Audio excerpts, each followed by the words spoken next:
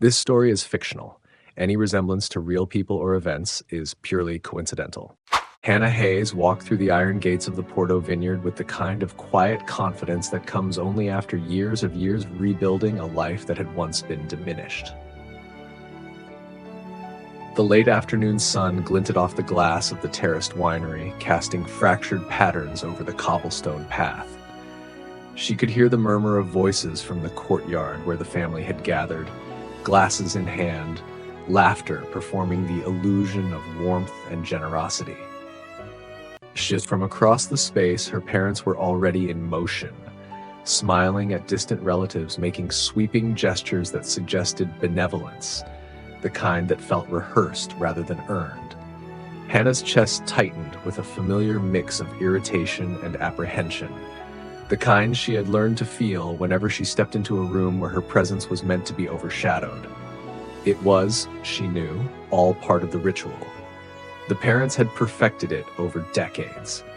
The annual gatherings where appearances mattered more than reality, where the narrative of family harmony took precedence over truth.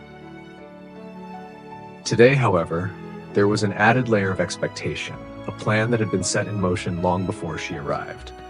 They intended to shame her once more, to remind the assembled crowd that she had never truly contributed to the family business, that her professional accomplishments in medicine somehow counted for nothing in their ledger of worth.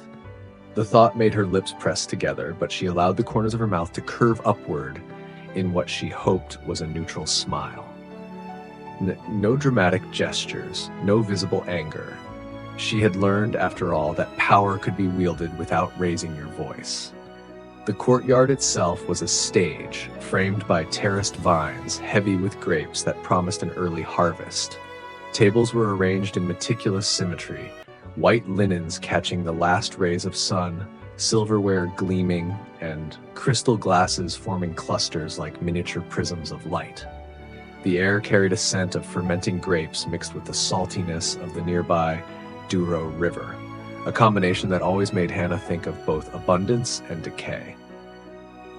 She observed the guests milling about, a mix of cousins she barely recognized, distant family friends, and key figures in the family's business circle. Everyone here had an interest in watching the parents' performance, their smiles, their casual generosity, their carefully measured laughter.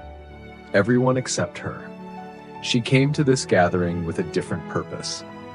As she moved closer to the central terrace, she caught sight of the object she had brought, tucked discreetly beneath her coat. It was small, seemingly insignificant. A folder, the kind one might bring to a doctor's appointment, unremarkable to anyone who didn't know its contents. But within those pages lay the proof that the parents' carefully constructed narrative, the one they had honed for years, was fundamentally flawed. For 9 long years, she had been cast as the expendable child, the one whose work and dedication to the family's success were minimized, rewritten, or forgotten. Every holiday, every celebratory speech, every posed family photograph had been a subtle reinforcement of her place in their world, a world designed to elevate the preferred sibling while rendering her invisible. And yet, here she was with the leverage that could finally shift the balance. Her mind flicked back to the first moments of that strategy being hatched 9 years ago. She had been young, exhausted, and unwilling to argue when her contributions to the company, hours spent designing operational systems, creating frameworks that made the business run smoothly, were dismissed. Her parents had called her effort irrelevant, even selfish, while praising her sibling for the visibility that came from public appearances. At the time, she had absorbed the humiliation in silence, leaving the house with a quiet ache that no one else could see. Over the years, she had rebuilt herself, focusing on medicine, on the patients who mattered, on accomplishments that were undeniable and separate from the family's theater. And now, finally, the theater was set for a reckoning, though she would approach it not with anger, but with precision. A murmur of conversation drew her attention back to the table where her parents were holding court.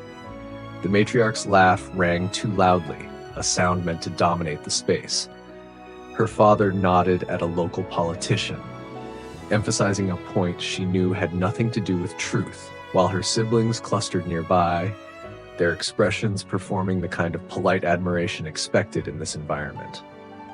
But Hannah noticed something subtle, a flicker of hesitation in her younger brother's gaze, a tightening in the hands of her cousin's spouse, a faint shift in the elder who had always been closest to the family's archives. Observant as ever, she recognized that these were cracks forming in the facade, cracks that she could exploit without raising her voice. The moment was approaching, the precise instant where public perception would meet private reality.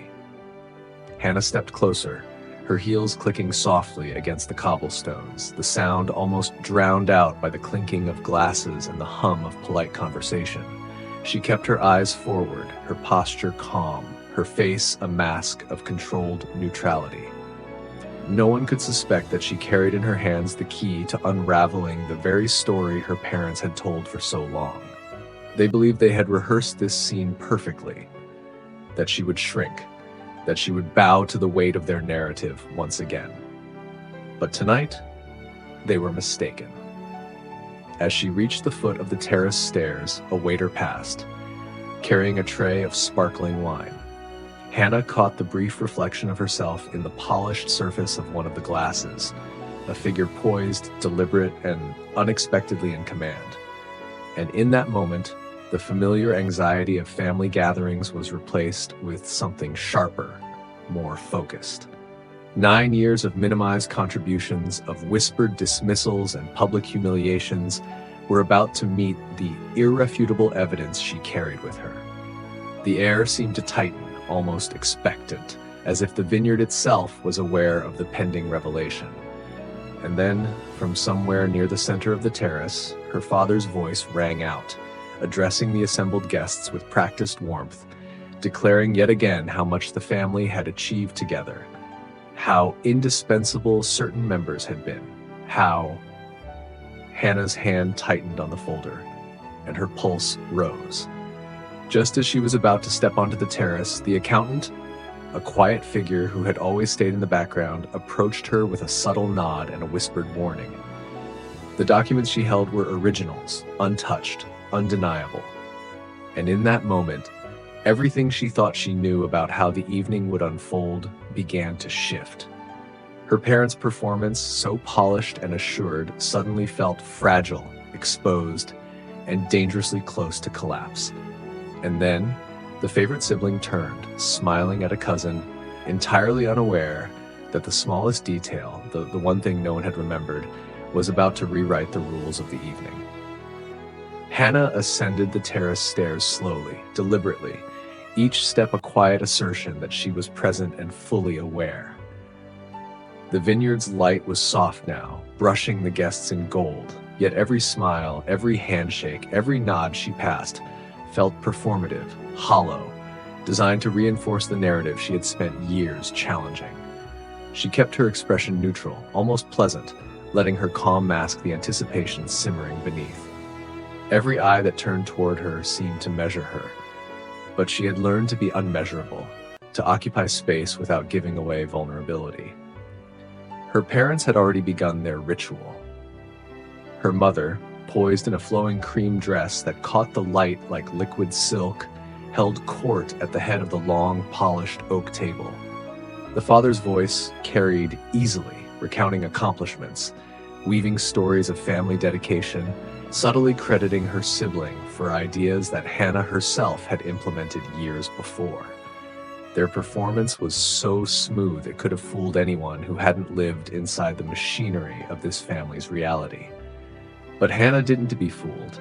She knew every turn of the tale, every exaggeration, every omission. A few feet away, the accountant lingered near the wine table, an almost invisible presence, papers tucked neatly under an arm. His quiet acknowledgement, a subtle tilt of the head, reminded Hannah that the leverage she held was not hypothetical.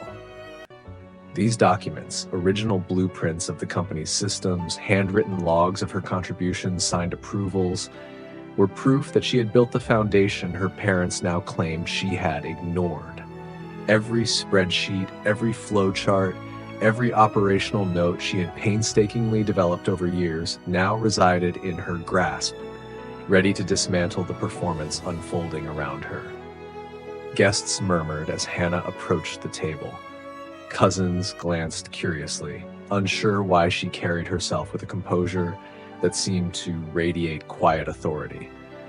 The favorite sibling, radiant and effortlessly charming, barely noticed her at first, too absorbed in demonstrating their own wit and charm to the guests. But Hannah's presence had a gravitational pull that could not be ignored, and soon every subtle movement, every half smile, every casual nod toward the table became a conversation about her without words. Her parents, of course, noticed first. The mother's eyes narrowed imperceptibly, scanning the folder beneath Hannah's coat, recognizing the threat before it fully manifested. The father's jaw tightened. He had always underestimated the quiet ones, the ones who absorbed humiliation with patience, who waited for the exact moment to assert themselves. Hannah had become that quiet force. Her calm was unnerving because it was deliberate. She carried no loud anger, no accusations, only the certainty that truth, recorded and verifiable, could speak louder than theatrics.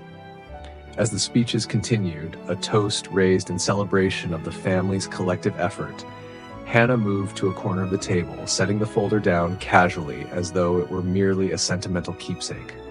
She caught a glimpse of the guilty sibling, a cousin who had often watched the family scripts unfold, but whose conscience never allowed full participation. Their eyes flickered with recognition. A hesitation, Hannah noted, catalogued and held close. The spouse of another cousin, usually the most neutral and polite presence, shifted uncomfortably, sensing that the performance they had come to admire might be undercut by reality. And the elder who kept records, the quiet guardian of memory, exchanged a fleeting glance with Hannah, subtle yet loaded with implication. These small signals confirmed that tonight, the veneer of family harmony was about to crack.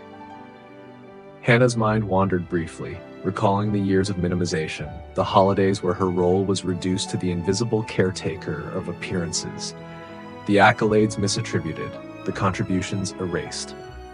Each memory fueled a controlled intensity, a focus that demanded patience, timing, and precise execution. She did not need to shout, she did not need drama. The evening was already set for revelation. She only needed to allow the sequence of events to unfold naturally, to let the documents speak where words had failed. Her parents, oblivious to the shifting balance, moved toward the crescendo of their performance. The mother gestured dramatically toward Hannah's sibling, recounting the vision and leadership that had supposedly guided the company's expansion. The father nodded, emphasizing how fortunate the family had been to have such capable hands at the helm. Laughter followed, polite but rehearsed, the kind of laughter that allowed cruelty to masquerade as celebration. Hannah inhaled, steadying herself. It was almost time to intervene, not with noise but with undeniable fact. Then, a subtle shift occurred. A relative leaned in, whispering something to the favorite sibling, whose confident posture wavered for the briefest of moments. Hannah caught it. A slip, a micro flicker of doubt, a crack in the practiced composure. The favorite sibling's smile faltered, a small misalignment between intention and expression, as though the universe itself had conspired to betray the carefully constructed story. Hannah's pulse quickened ever so slightly, not with anger, but with the anticipation of impact. Her eyes met the accountant's across the table. No words were exchanged, but everything needed had already passed between them. The originals were intact, their authority unquestionable, and the timing was perfect. All that remained was for the social performance to collide with documented reality, for the illusion to be stripped bare in a moment of quiet, yet unassailable clarity. Just as she reached for a glass of water, the youngest cousin approached, curious, unaware of the dynamics about to unfold. Their presence was innocuous, yet it added another layer of tension. In an instant, Hannah realized that every observer was now aligned in potential attention, the perfect conditions for her subtle yet decisive move. And then, at the peak of her parents' orchestrated applause, the father turned directly toward Hannah, smiling and expecting the usual polite compliance, the habitual nod of agreement, the silent acknowledgement that she would once again bow to the family script. But Hannah did not move as expected. She held the folder almost casual, and for the first time in 9 years, the room sensed that she was no longer playing by their rules. Hannah's calm presence was now impossible to ignore. The murmur of polite conversation dulled as her parents' gaze lingered on her, expecting the familiar ritual of deference. But she didn't nod, didn't smile too widely, didn't soften her posture. She merely shifted the folder slightly, letting it rest atop the polished wood of the table. To anyone watching casually, it could have seemed sentimental, perhaps a relic from childhood, a collection of old drawings or letters, but the weight it carried was far greater. Inside were years of proof, logs, operational diagrams, emails, and signed approvals that documented her contributions to the very systems the family business still relied on. And she held them quietly, letting the anticipation grow, letting the air thicken with tension that no one had dared name. Her parents' smiles faltered almost imperceptibly. They had perfected the art of public shaming, of commanding attention while minimizing her. They expected her to respond in anger, in tears, in obvious submission. Instead, she exuded control, a presence that shifted the social dynamics without a word. The favorite sibling, previously so assured, now fidgeted slightly, a subtle hesitation betraying the discomfort that Hannah had long anticipated. The other relatives, those who had come expecting entertainment or confirmation of the family hierarchy, felt the change too. The balance in the room had shifted, and no one quite knew how to respond. Hannah took a slow breath, observing her parents in detail. Her mother's hands, usually so expressive and decisive, were now lightly clasped, fingers tightening and releasing, betraying the first inkling of uncertainty. Her father's voice, normally confident and commanding, had an edge of tension now, a slight unevenness as he addressed a cousin about some minor detail in the vineyard's operations. Every gesture, every smile, every carefully controlled laugh was slightly off. The parents were no longer in full control. They were reacting, even if they didn't fully understand to what. A faint sound drew Hannah's attention, the soft shuffle of papers near the accountant's station. He had placed a small stack of copies where they could be accessed if needed, a contingency she hadn't yet disclosed to anyone. She hadn't wanted to escalate the situation prematurely. She had been content to let the performance unravel on its own. But the subtle reassurance from him was enough to bolster her confidence, a silent reminder that the leverage she held was undeniable. The originals were hers, and every document told a story her parents had tried to erase. Her eyes scanned the crowd again. The guilty cousin, who had always observed with quiet judgment, now looked tense, a hand brushing against their mouth in an unconscious gesture of anxiety. The spouse of another cousin shifted uneasily, clearly sensing that what they thought they knew about the family story might be incomplete. Even some of the more distant relatives, unaware of the deeper history, seemed to register a subtle tension, their eyes flicking toward Hannah as if the air itself carried the weight of impending revelation. And then, just as she was about to speak, or rather, before she needed to speak, her younger siblings stepped forward, glancing toward their parents and then back at Hannah. For a moment, the favored child's composure faltered, a fleeting misstep that made it impossible for the parents to ignore the building tension. They looked at Hannah with an almost imperceptible question in their eyes, one that asked, silently, "What now?" Hannah allowed herself a small smile, carefully controlled, as though the gesture were incidental. In reality, it was a signal. She was prepared, and she would not be swayed by intimidation or expectation. The room, for the first time, felt fragile. Conversations slowed, laughter stuttered, and every observer sensed that something had shifted, though no one could yet articulate what. Her father, sensing the subtle imbalance, attempted to regain control. He raised his voice slightly, recounting yet another anecdote about the family business, this time emphasizing the leadership of the favored sibling.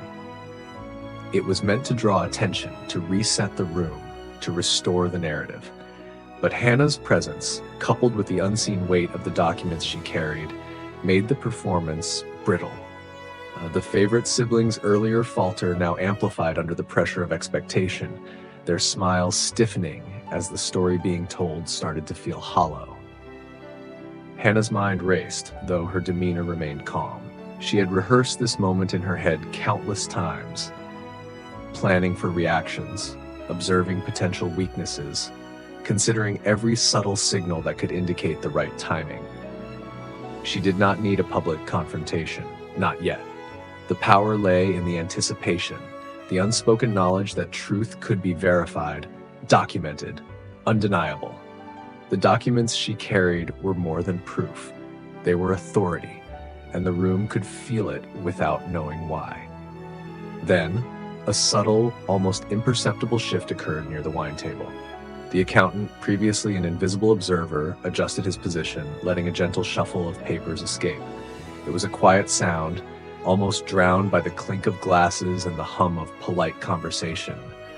But it caught the attention of one of the more observant relatives. Their eyes flicked toward Hannah, curiosity mixing with the realization that something significant might be about to happen. The first ripple of acknowledgement passed through the room, unseen by most, but unmistakable to those attuned to the undercurrents of power and influence. Hannah straightened, lifting her chin slightly, and allowed her gaze to meet her parents directly. They were still smiling, still attempting to perform control, but now it felt forced, as though the very act of maintaining composure required effort.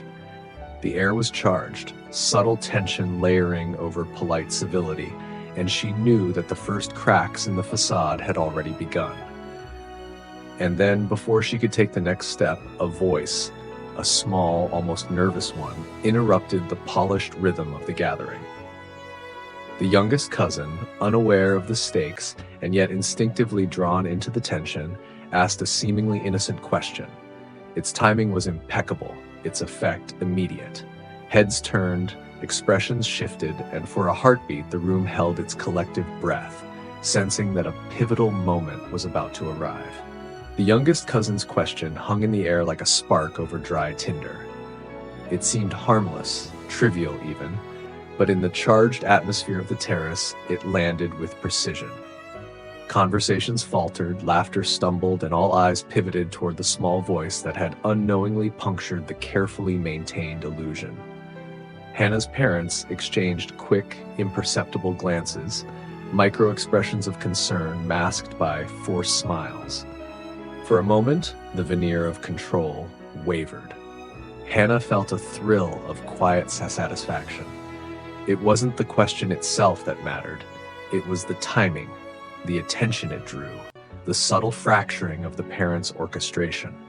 She adjusted the folder, brushing it against the polished surface of the table as though it were merely incidental, and let her calm aura radiate outward. Every relative in proximity now sensed the potential shift. The tension that had been simmering for years, now drawn taut like a bowstring, ready to release. Her mother, quick to react, laughed lightly and offered a casual answer, but the smile didn't reach her eyes. The father cleared his throat, attempting to redirect attention to the greater accomplishments of the family business. His words, however, felt hollow, as though spoken into a void that had begun to form around their authority. Hannah noticed the slightest hesitation in the favorite sibling, the one previously assured and composed. Their posture stiffened, a brief flicker of doubt crossing their face. Even the loyal allies in the crowd, the cousins who had always played supporting roles, shifted uncomfortably, sensing that the familiar script might no longer hold. Hannah's pulse was steady. Years of planning had led to this, but she knew she needed patience. The power of her documents, the authority they carried, was best wielded subtly. There would be no grand confrontation, no outburst, no dramatic accusation. The leverage she held was in calmness, in timing, in letting the evidence speak without her needing to shout. The room, poised on the edge of uncertainty, was the perfect stage for what would come next. She caught a flicker of motion from the accountant near the wine table. His subtle nod confirmed that the originals were still intact, ready to be brought forward at the precise moment. Hannah exhaled slowly, letting the knowledge of that backup ground her. Her parents were unaware of the silent witness to their years of narrative control, and she intended to keep it that way until the reveal was complete. A soft clinking of glasses punctuated a brief lull in conversation, and Hannah took the opportunity to observe every face at the table. The guilty sibling, usually so composed, so quick to reinforce the family hierarchy, looked uneasy, shifting weight from foot to foot. The spouse of a cousin, typically a neutral observer, now seemed to sense that the story they had come to admire was incomplete. And the elder, keeper of records, remained poised but alert, their gaze occasionally flicking toward Hannah, the unspoken acknowledgement of her impending maneuver clear. Then came the subtle, almost imperceptible misstep. Her mother, in an effort to regain control, gestured expansively while recounting a particularly flattering anecdote about the favorite sibling. Her words, meant to reinforce the narrative of dominance and importance, instead highlighted an inconsistency that had previously gone unnoticed. Hannah's eyes caught the brief flicker of recognition in a few relatives' faces, a realization that perhaps the story being told was not fully accurate. Hannah allowed herself a measured smile. Not an expression of triumph, not yet. Just a signal, slight and deliberate, that she was prepared to act and that the room's balance of power had subtly shifted. The weight of years of minimization pressed against the parents now, not in anger, but in anticipation. They could feel it instinctively, even if they could not name it. She placed a hand lightly on the folder again, feeling the texture of the papers within. Each page, each signature, each original record represented years of work that had been erased from the public narrative, and she carried it not as a weapon, but as undeniable authority. Tonight, the documents would speak louder than any argument or accusation. The parents, confident in their rehearsed performance, were about to discover that influence was not measured by volume or presence, but by verifiable truth. A faint murmur ran through the crowd as the youngest cousin, still oblivious to the stakes, tilted their head and asked another small question, a follow-up that drew more attention to the shifting dynamics. The parents' smiles faltered again, a ripple of tension traveling through their carefully maintained composure. The favorite sibling's hands twitched slightly, the smallest gesture of unease, and the room held its collective breath, sensing that the long-hidden leverage Hannah possessed was about to enter the stage. Hannah straightened fully, letting the weight of her presence settle over the terrace. She had learned to wield restraint as power, to allow patience to build anticipation, to let subtle shifts speak louder than any confrontation. The audience, family, friends, business associates, was now primed, without realizing it, for the first undeniable challenge to the narrative that had controlled her life for nearly a decade.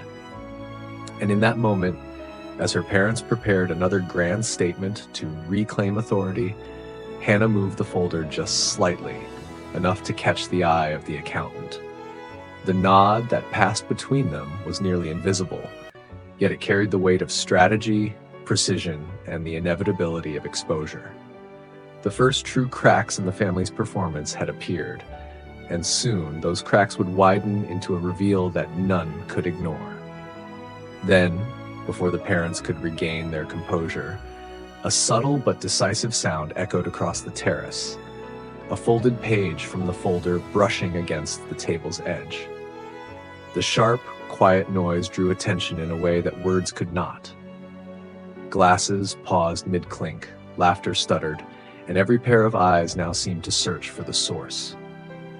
Hannah's fingers rested lightly on the folder, and a faint, almost imperceptible thrill coursed through her.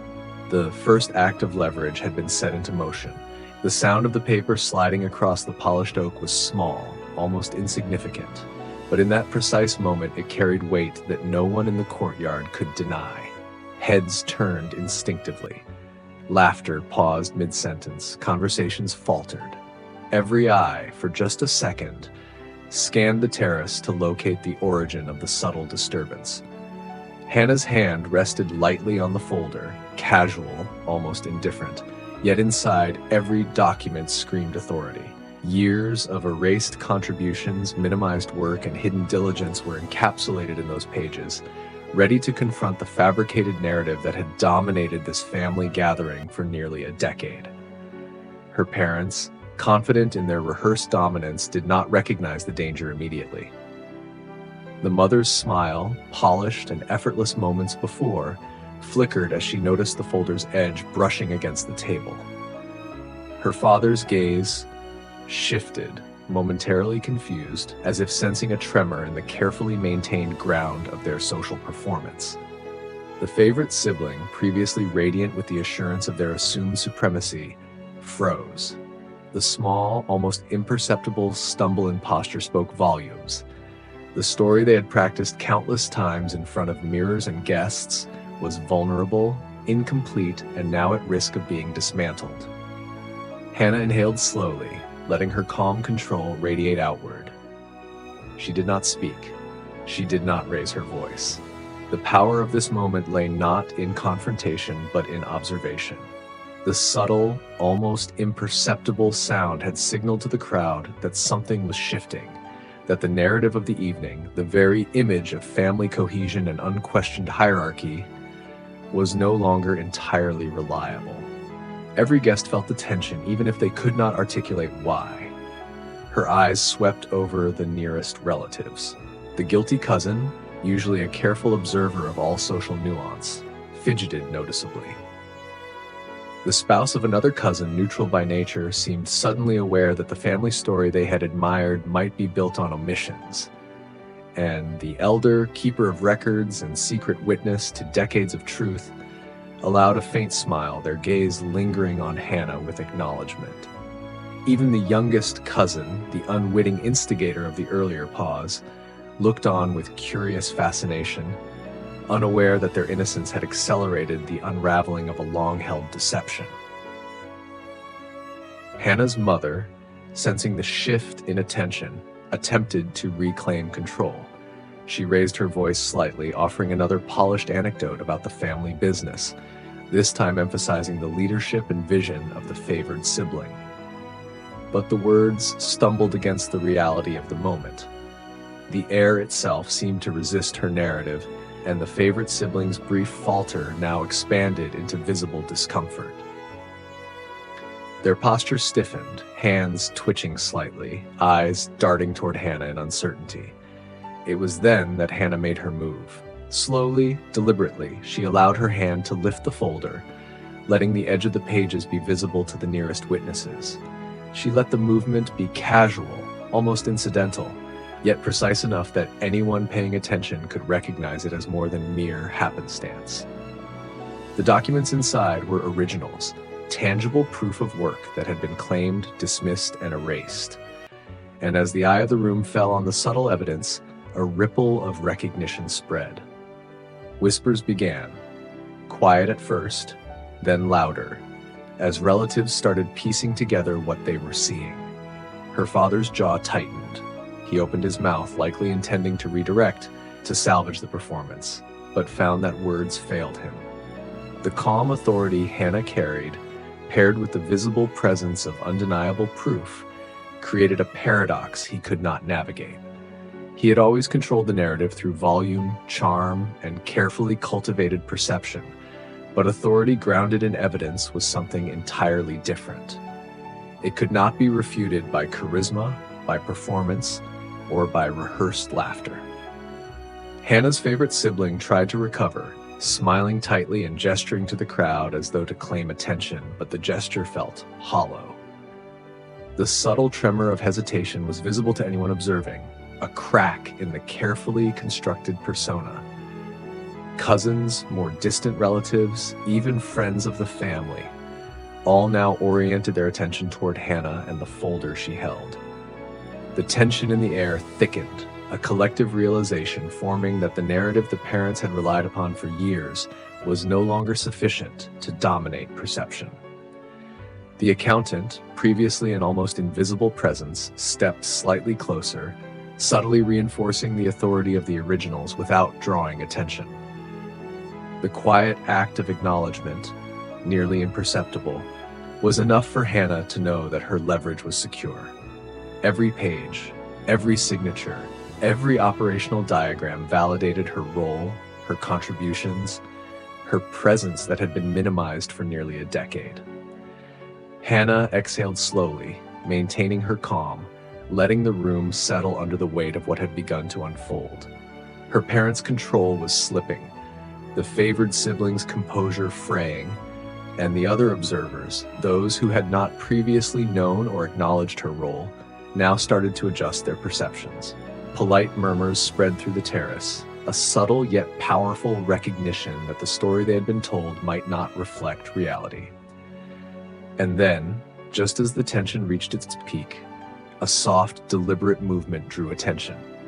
Hannah's hand brushed back across the folder, revealing a single page, a record, a signature, a timestamp that directly contradicted her parents' long-held claim that she had never contributed to the family business. Gasps, whispered questions, and the involuntary shift of eyes toward the folder marked the first undeniable fracture in the facade. The stage was set for the complete unraveling, a reckoning that would be inevitable, yet conducted entirely with poise and restraint. The room held its breath. The single page Hannah revealed lay like a small bomb on the polished oak table, its quiet weight heavier than any shout could have carried. Eyes widened, whispers spread, and the carefully constructed performance of her parents began to crumble under the undeniable authority of facts.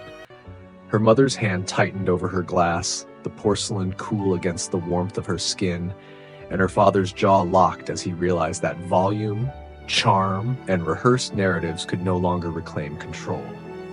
For the first time in years, they were unarmed against something they could neither charm nor dismiss.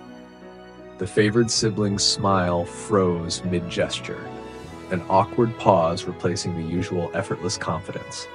Their hands, once so steady, now fidgeted with the cuff of a sleeve, betraying the panic beneath the surface. Every anecdote they had rehearsed to assert dominance, every poised recounting of leadership moments, fell flat in the face of the simple, indisputable evidence before the room. Hannah's calmness amplified the impact. She didn't need to shout, point, or demand attention. The presence of proof spoke louder than any performance could. Guests shifted uncomfortably, caught between loyalty, curiosity, and the magnetic pull of truth. The younger cousin's wide-eyed gaze reflected a mixture of innocence and realization, unaware of the years of careful erasure that the folder represented, but sensitive enough to notice the tension in the air. The accountant stood near enough to reinforce Hannah's quiet authority, but without any visible gesture that would break the sense of natural unfolding. He was the silent witness, a grounding presence that validated the weight of what was about to happen. Hannah allowed a small, deliberate pause, letting the significance of the reveal settle across the terrace. Every eye now fell on the folder, on the records within, and on her composed demeanor. She felt the subtle, almost imperceptible shift in power, an invisible hand sliding from her parents' grasp into hers. Years of minimized contributions, of whispered dismissals of invisible labor, were now suddenly undeniable.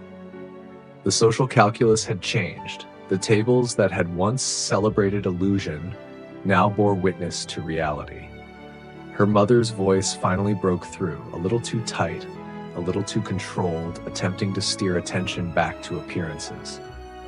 "Hannah, surely this isn't," she began, only to falter as her words collided with the room's collective recognition of the truth.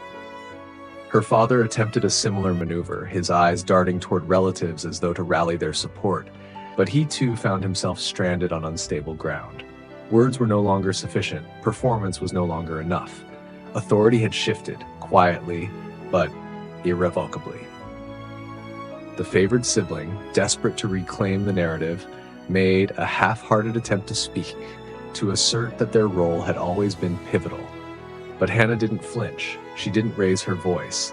She simply allowed her hand to reveal a second page, then a third, each bearing clear evidence. Handwritten logs, signed approvals, and timestamps, showing that the systems she had built were the backbone of the business her parents now lauded as their own triumph. Each page landed with a quiet but undeniable weight, punctuating the moment with authority that could not be refuted. A ripple of murmurs spread across the terrace. The cousins exchanged glances, the spouses of family members shifted uneasily, and even the more distant observers leaned forward, sensing that the carefully maintained illusion was unraveling before them. The elders who had maintained the family archives nodded subtly, their eyes acknowledging the long-hidden truth finally stepping into the light. Hannah, poised and unshaken, watched the subtle reactions unfold with a measured satisfaction. Her parents, cornered in a way they had never experienced, finally faltered. Her mother's hand trembled slightly as she attempted another gesture of control, while her father's voice pitched higher than intended, betraying the anxiety beneath. The favored siblings' attempts to redirect attention became frantic yet hollow, their authority evaporating under the quiet power of undeniable documentation. Hannah's lips curved into a faint, controlled smile. She had arrived calm, carrying the folder that seemed sentimental but was instead documentary proof, and she had exercised restraint instead of theatrics. The room, once dominated by polished performance and social manipulation, now pivoted on facts, witnesses, and timing. The parents' version of reality no longer matched the evidence, and the collapse was visible to all. Even as the murmurs grew, Hannah did not rush. She allowed the moment to linger, letting every guest absorb the significance of what had unfolded. The social power of the family's performance had been shattered, not by anger, not by confrontation, but by patience, precision, and quiet authority. In the corner, the accountant's small nod confirmed the success of the strategy. Every document accounted for, every signature verifiable, and the leverage secure.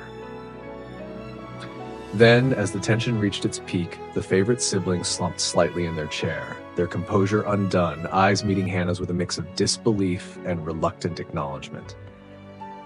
The youngest cousin, oblivious to the broader implications, looked on with wide-eyed curiosity, a silent witness to the shifting dynamics. And Hannah, poised at the edge of the terrace, with the folder resting lightly on the table, realized that the first stage of reckoning was complete. The narrative her parents had relied upon for years had collapsed under the undeniable weight of evidence. But even as relief threatened to settle over her, Hannah sensed another layer of challenge forming. The parents would not yield quietly, and the room still held observers whose loyalties were uncertain. The subtle power plays, the hidden alliances, and the complex web of family perception had only begun to react to the revelation. One small misstep, one impulsive gesture, and the equilibrium could shift again. She tightened her hand around the folder, aware that tonight the battle was far from over. And then, from the far end of the terrace, a quiet clearing of a throat drew attention. The accountant stepped forward slightly, placing a hand on a second folder, hinting that the first revelation was only the beginning of a story far more comprehensive than anyone had imagined. The subtle clearing of the accountant's throat drew every eye like a magnet, and suddenly the terrace felt smaller, charged with anticipation that had nothing to do with the wine or the warm evening air.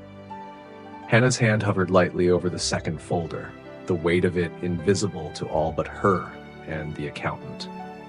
She allowed herself a slow breath, letting her calm radiate outward. This was no longer just a revelation.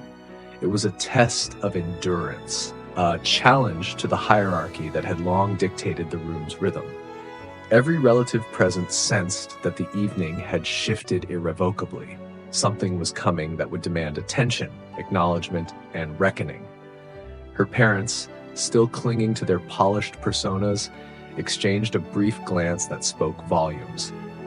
Years of rehearsed control could not shield them from this new, quiet authority.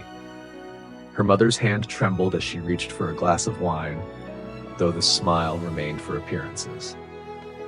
Her father's posture stiffened, jaw tight, as he scanned the assembled crowd for allies, for subtle signs of support that might prevent the narrative from fully collapsing. But the momentum had already begun to shift. Hannah's gaze swept across the room. The favorite sibling sat frozen, their earlier confidence replaced by an almost imperceptible panic. Each minor gesture, the slight twitch of a hand, a tightness in a shoulder, a falter in a smile, betrayed the internal dissonance between the persona they projected and the reality now confronting them. The cousins, too, shifted in their seats, uncertain, some leaning forward with curiosity, others glancing nervously at parents whose authority was cracking. Even the spouse of a cousin, previously neutral and polite, now seemed to realize that the family's story had long concealed truths they had never been told. Hannah allowed herself a faint smile, though carefully measured. She didn't need to act dramatically. The moment's power lay in the evidence she held, the calm authority she exuded, and the way the room's attention naturally aligned with her presence. Every subtle movement she made, every slight adjustment of the folders, reinforced the gravity of what was about to unfold. The originals were secure, untouched, undeniable, an unassailable testament to the contributions she had made, contributions that had been denied, erased, and minimized for years. Her mother, sensing the tension, attempted to reclaim control with a gesture and a gentle, rehearsed laugh. "Hannah, surely this isn't necessary. We've all been through these stories before." But the words fell flat. The performance lacked weight because it was no longer the center of attention. The guests' focus had shifted, guided by Hannah's restraint and the quiet authority of proof. Even casual observers could sense that the story they had assumed to be complete was now fragmenting before them. The accountant subtly adjusted his position, drawing attention without overt motion, a silent reinforcement that Hannah's leverage was secure. This quiet coordination underscored a critical fact. She was not acting impulsively. Every step had been calculated, every gesture timed. Her calm, deliberate control contrasted sharply with the rising tension in her parents' expressions, amplifying the impact of her presence. The youngest cousin, still innocently curious, tilted their head again, asking another question. It was simple, naive, yet perfectly timed. The parents attempted to answer with a practiced smile and a polished anecdote, but the words felt hollow, interrupted by the subtle but undeniable momentum of Hannah's authority. The crowd's attention, ever so gradually, was shifting from the performance to the undeniable reality she represented. Hannah picked up the second folder lightly, flipping through its contents just enough to reveal more pages of documentation. Original signed records, operational logs, system diagrams, all evidence of her instrumental role in the family business. Each page, displayed subtly, was a whisper of truth that contrasted sharply with the parents' long-held narrative. The air grew thick with tension, the quiet anticipation building, as if the very walls of the vineyard were aware that a reckoning was underway. Her favorite sibling's composure continued to unravel. They shifted in their seat, glanced nervously at the parents, and then back at Hannah. Their earlier confidence had crumbled, replaced by a growing awareness that the narrative they had relied upon was being dismantled, not with words, but with quiet authority. Polite murmurs began circulating across the terrace, subtle yet unmistakable, as guests processed what they were witnessing. Hannah's calm, measured presence amplified the impact. She did not need to raise her voice to confront directly or to demand acknowledgement. The leverage she held, The evidence, the timing, the control was already reshaping perceptions. The parents' polished facade was cracking under the weight of truth, and the favored siblings' rehearsed performance could not withstand the subtle but relentless exposure of reality. And then, just as the room seemed to hover on the edge of uncertainty, the accountant slid the third folder toward her, a gesture so subtle that few noticed it, yet it signaled that the next phase of revelation was ready. Hannah's eyes met his across the table, and a silent acknowledgement passed between them. The moment of subtle authority was moving toward decisive action. The parents, finally realizing that control had slipped, attempted one last coordinated effort to redirect attention, but it was too late. The cracks had widened, the momentum had shifted, and Hannah, poised with quiet authority and undeniable proof, was ready to escalate the moment to a level that no performance could resist. And just as she adjusted the folders to reveal a critical signature, the favorite sibling's hand twitched, knocking over a small glass. The sharp clink echoed across the terrace, drawing every eye once more, and signaling that the first wave of control had fully passed into Hannah's hands. The sound of the glass shattering, subtle yet piercing, was almost symbolic, a quiet punctuation to the first wave of Hannah's quiet domination. Heads turned instantly, startled by the sharp noise that cut through the low hum of conversation. The favored sibling froze, their face flushing with embarrassment, hands frozen midair as if the world itself had conspired to reveal their faltering composure. For a brief, suspended moment, the entire terrace held its collective breath. Even the youngest cousin, still innocently curious, looked on with wide eyes, sensing something unspoken yet unmistakably consequential. Hannah allowed herself a faint, controlled smile, careful not to overplay the moment. She didn't rush, didn't gesture, didn't speak. The impact had been immediate, and her calm, deliberate presence amplified it exponentially. Every subtle glance, every half smile, every sideways acknowledgement from relatives aligned perfectly with the narrative she now subtly controlled. The parents, for the first time, realized that words alone could no longer dictate perception. They were confronted by evidence, by restraint, by the quiet authority that only comes from undeniable proof. Her mother, hands slightly trembling now, reached instinctively for a napkin, attempting to restore both the glass and her composure.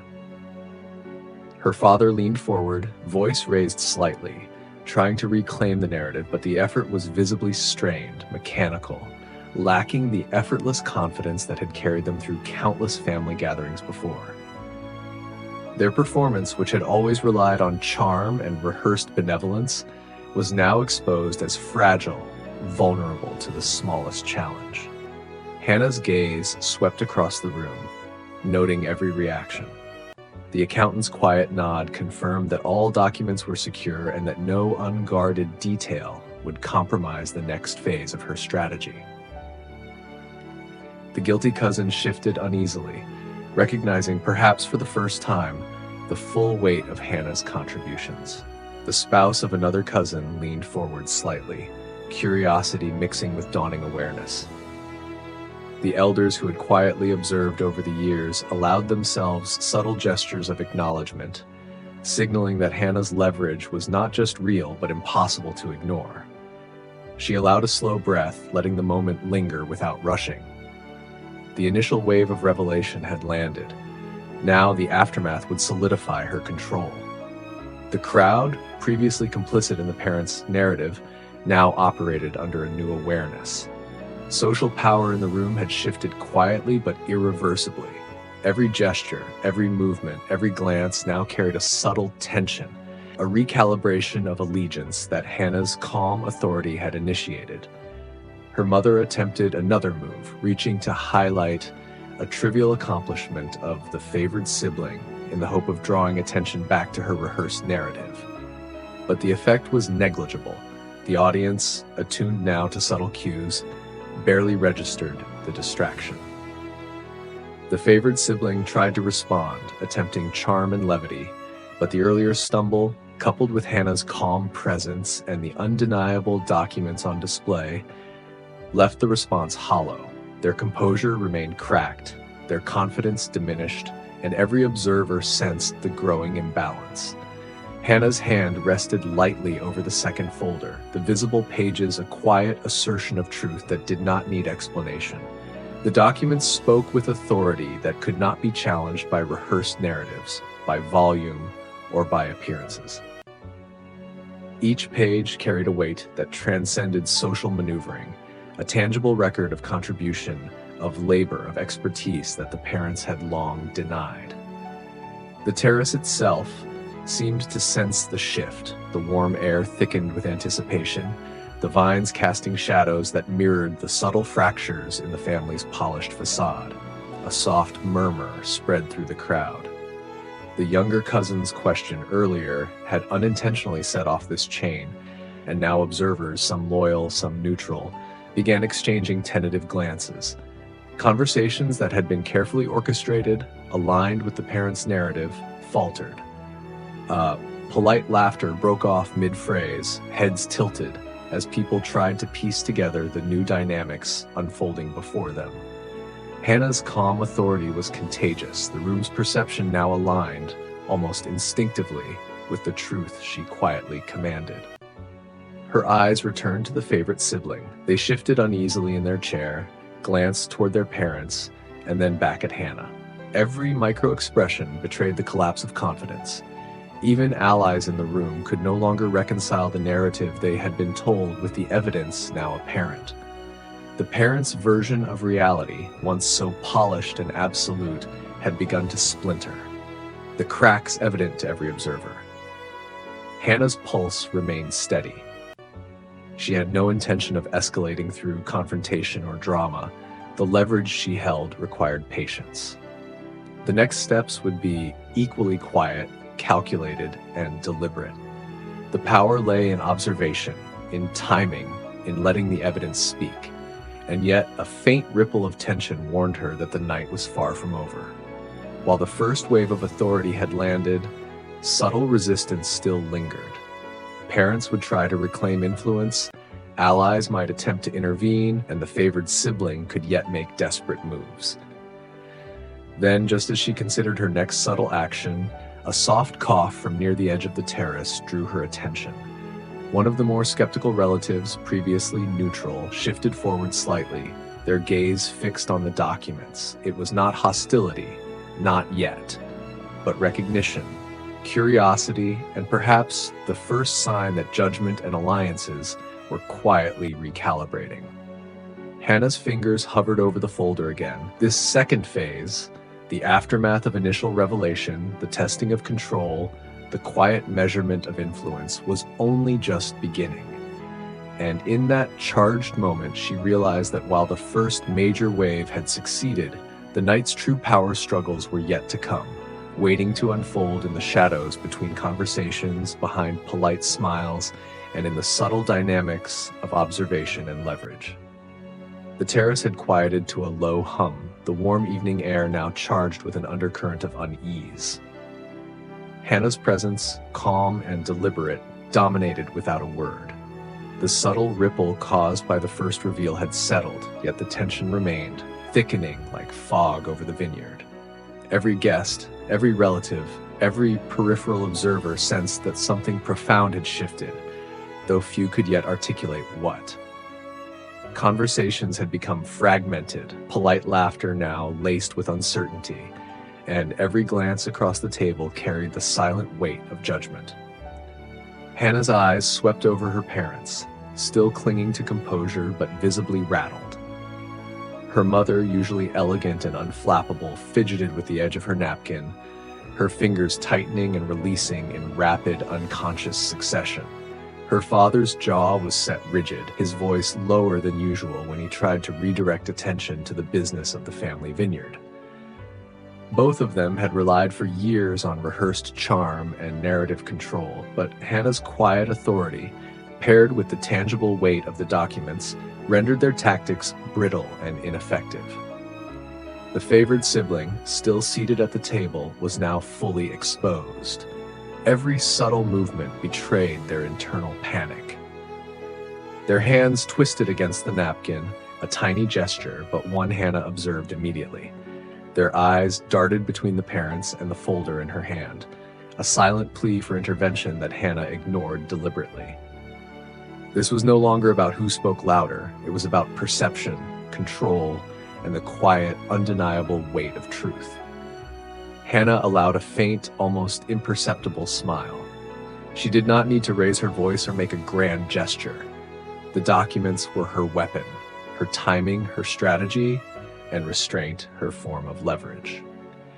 Every subtle cue in the room reinforced the reality that the hierarchy had shifted. Those who had long been neutral observers were now aware that the narrative they had assumed to be complete might be fractured.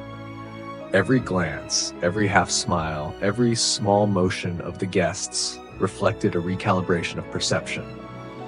The accountant moved slightly closer, his presence a quiet reassurance.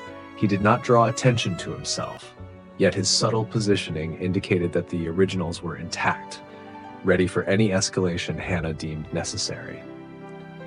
This silent coordination was part of a delicate ballet. Hannah did not act overtly, but every minor gesture reinforced the growing authority she now wielded. The guests, attuned unconsciously to these nuances, felt the shift.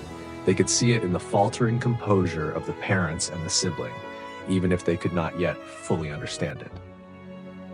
A distant relative, previously aligned with the parents' narrative, shifted in their chair, leaning slightly forward. Their curiosity was piqued, their loyalty wavering as they scanned the folder. A subtle whisper passed between two cousins, barely audible, yet enough to carry through the tension-heavy air. The ripple effect was multiplying, spreading outward from the epicenter of Hannah's quiet command. Her eyes flicked back to the favorite sibling. They made a half-hearted attempt to engage another guest in conversation, to reclaim attention through charm and performance, but it faltered instantly. Hannah's poised calm exerted gravitational pull. Even the attempts to divert attention seemed to orbit around her presence.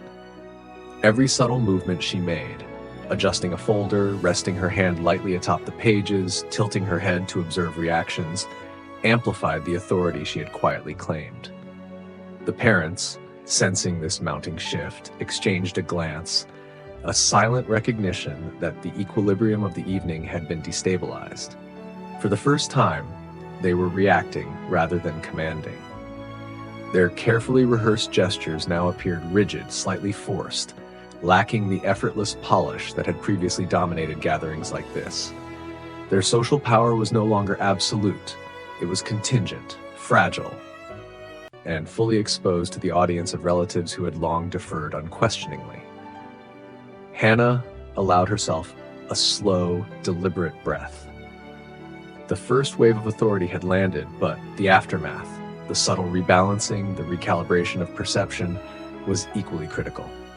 She did not need to speak. The audience, the family, and even the favored sibling were acutely aware that control had shifted. The next move would be delicate, a test of observation, timing, and subtle escalation. Then, a soft movement near the edge of the terrace caught her attention.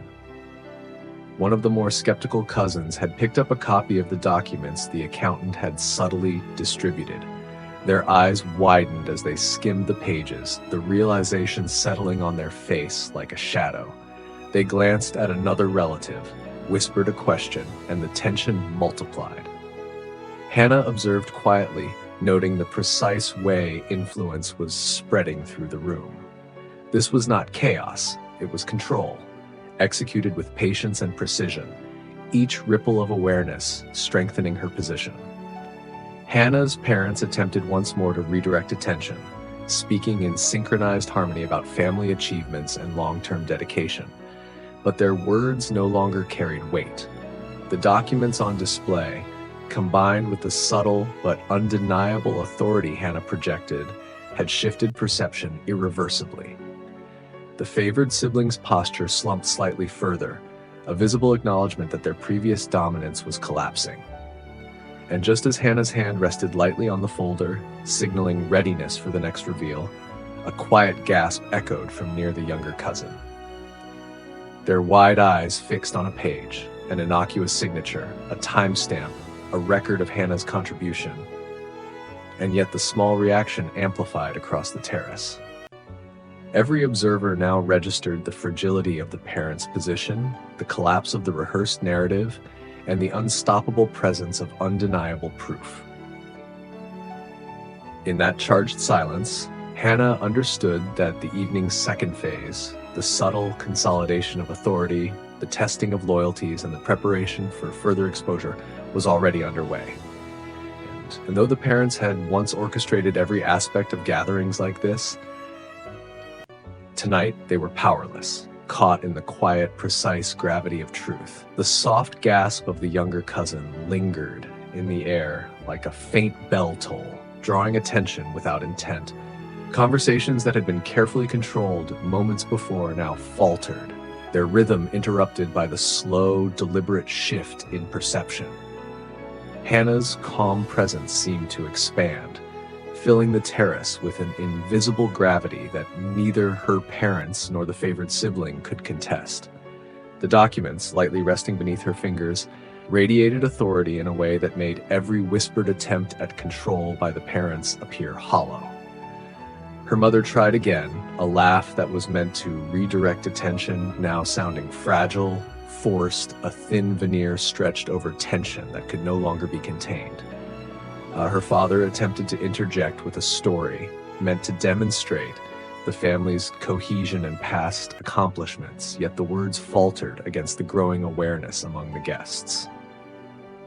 Eyes flicked toward the folder again, noting details too precise to ignore. Hannah's calm, unhurried demeanor only heightened the contrast. Where the parents relied on performance, she relied on truth, patiently, deliberately. The favored siblings' hands shifted nervously on the table. Each micro-gesture betrayed their faltering composure. The slight tremor of a hand, the involuntary tightening of fingers, the way their gaze darted toward Hannah, and then away. They tried to recover with charm, with rehearsed humor, but it fell flat. The ripple of unease had already reached the outer edges of their confidence. Relatives, previously passive observers, began to murmur quietly, their curiosity ignited.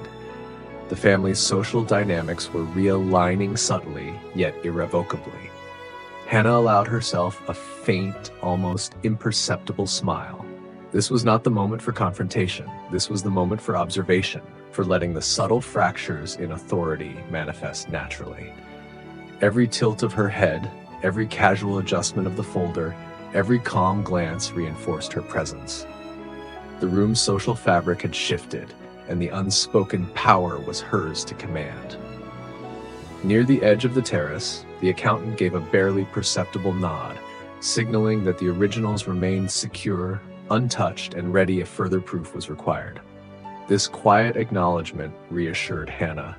Every contingency accounted for, every move anticipated. The parents' performance was brittle. Even their loyal allies were beginning to question the narrative they had once accepted without thought. One of the skeptical cousins leaned slightly closer to a neighbor, whispering, their gaze fixed on the folder. The murmur, subtle but contagious, began to spread. Others tilted their heads. Whispered questions passed from one relative to another, and the collective perception of control began to slip further from the parents' grasp. Hannah observed quietly, cataloging each reaction. The balance had shifted, perception now aligned with undeniable proof, rather than rehearsed narrative. Her mother tried once more, raising a hand with a polished gesture meant to regain attention. Her words, meant to reassure and redirect, faltered against the growing awareness of the guests. Hannah's calm presence contrasted starkly with the faltering authority, amplifying the tension.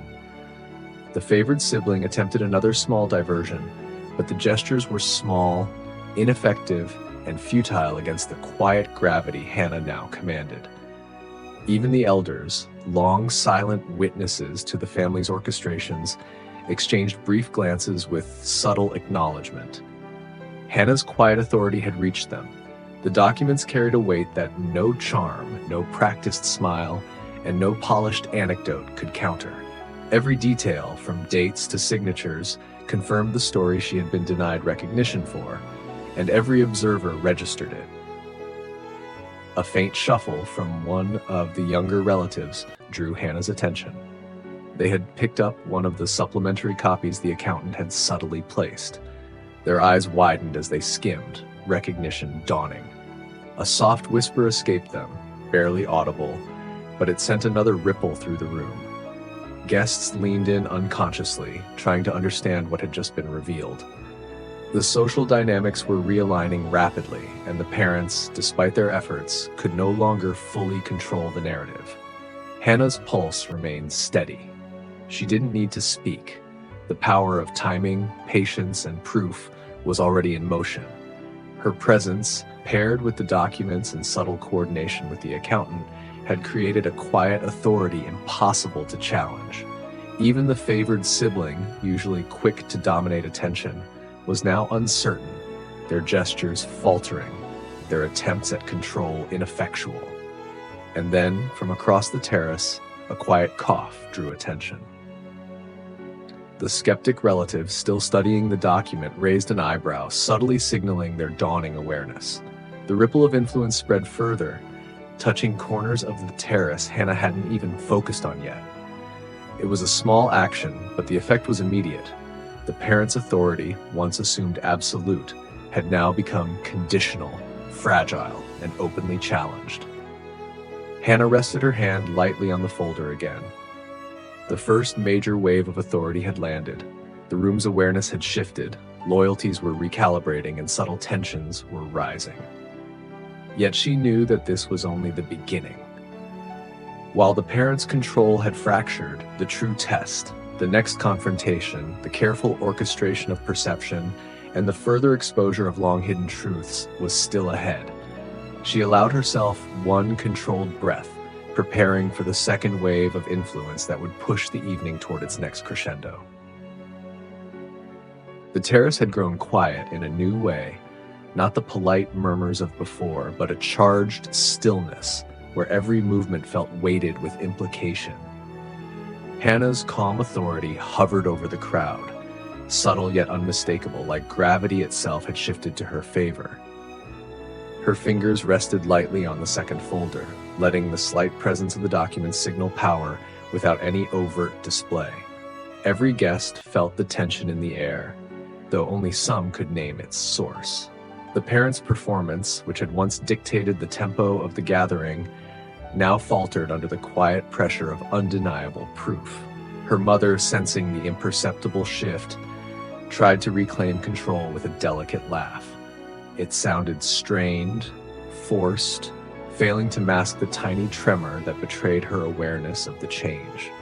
Her father leaned slightly forward, attempting to inject an anecdote about the family business that would redirect attention, but the words hung awkwardly, unable to compete with the silent authority emanating from Hannah.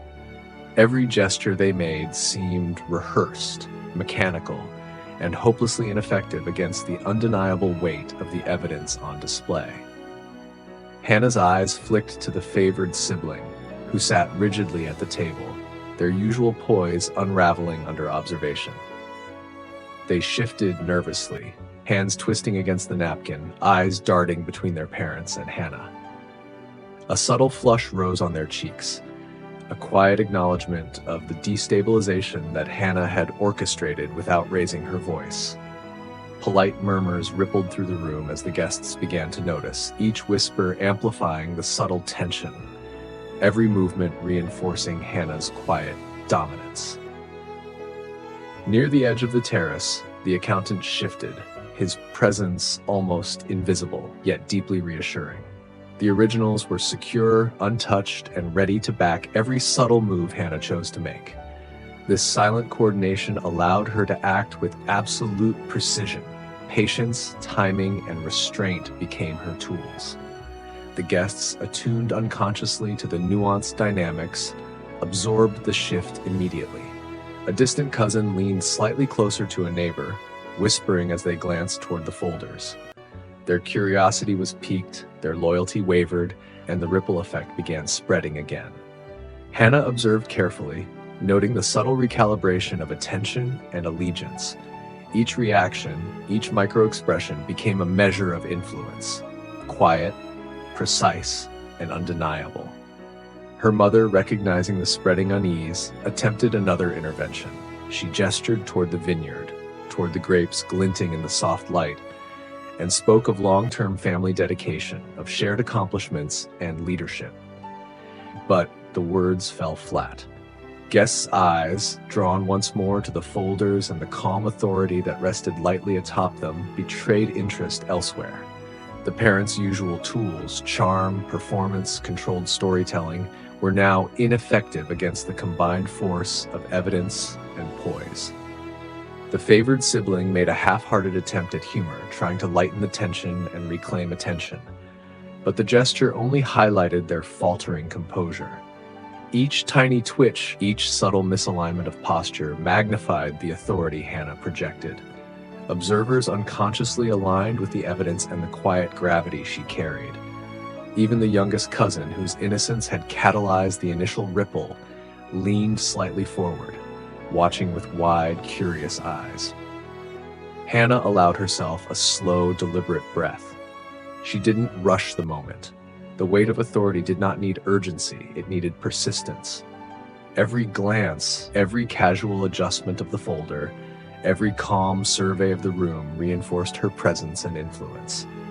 Guests who had once deferred unquestioningly to the parents' narrative were now subtly aware of the fragile foundations upon which it had rested. And then, another minor shift. A clink of silverware as a guest reached for a glass amplified the tension. Heads turned instinctively, curiosity peaked as the quiet undercurrent of authority continued to ripple outward. The parents' efforts to redirect attention became increasingly strained, the polished veneer of control showing tiny cracks that had previously been invisible. Hannah's gaze moved intentionally across the terrace, noting every subtle alignment of eyes, every involuntary gesture. Even those loyal to the parents were now caught in a web of doubt, unable to reconcile prior assumptions with the quiet force of evidence. The favored siblings' attempts at dominance faltered further, their composure cracking incrementally under the cumulative pressure. Then, a faint cough from near the edge of the terrace drew attention. One of the more skeptical relatives shifted slightly forward, peering toward the folder. The subtle movement suggested awareness and perhaps alignment. Hannah's pulse remained steady. She had anticipated every ripple, every micro-reaction, and the evening's momentum was precisely where she wanted it, balanced between subtle authority and careful observation, with every potential countermeasure accounted for. And yet, she knew the real challenge had not yet come. The first major wave had landed, but the second, more deliberate build, one that would force full acknowledgement, loyalty, and recalibration, was still ahead. Tonight's battle would not be loud or dramatic, but strategic, patient, and ultimately undeniable. The room, the guests, her parents, and the favored sibling were all instruments in the unfolding orchestration. Hannah rested her hand lightly on the folder once more, a signal both to herself and to the accountant. The next subtle step was imminent.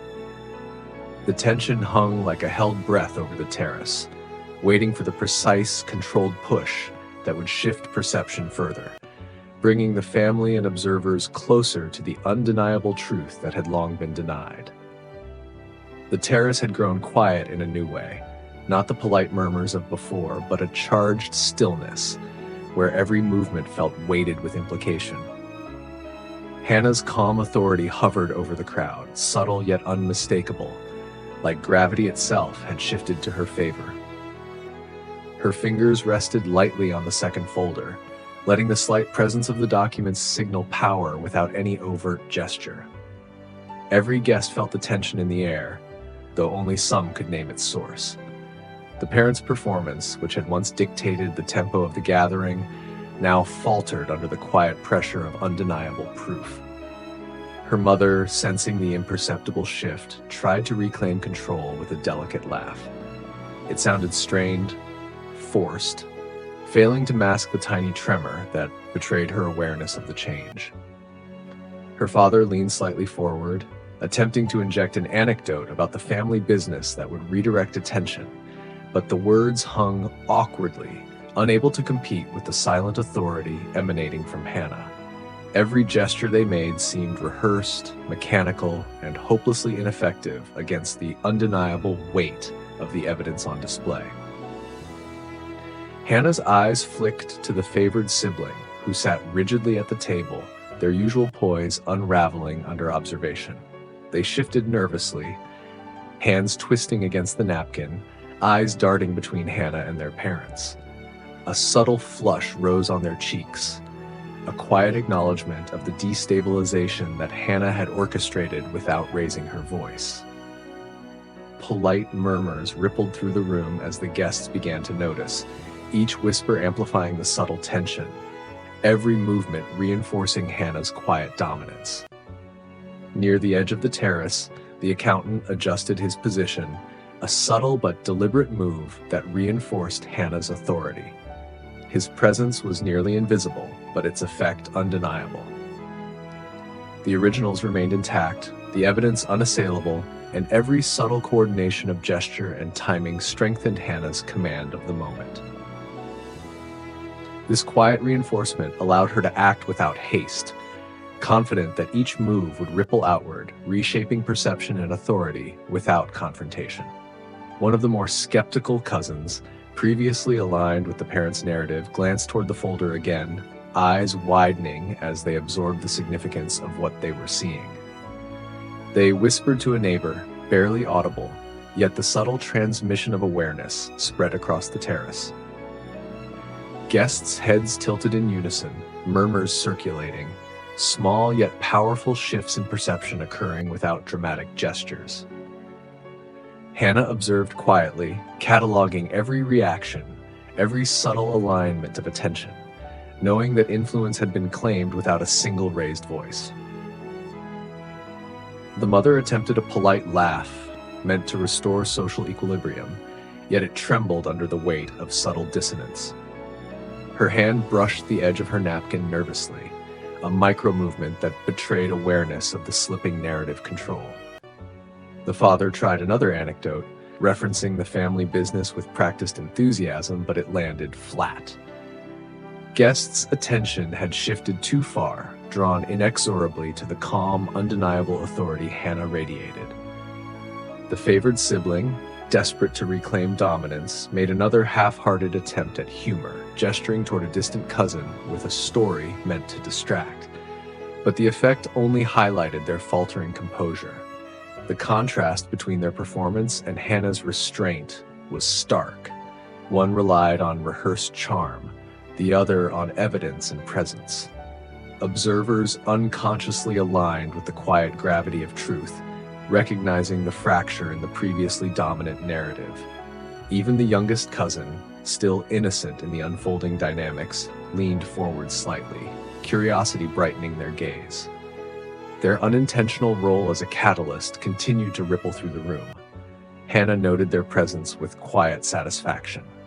The subtle attention of others, combined with the visible yet understated power of her documents, created a network of awareness that no social performance could override.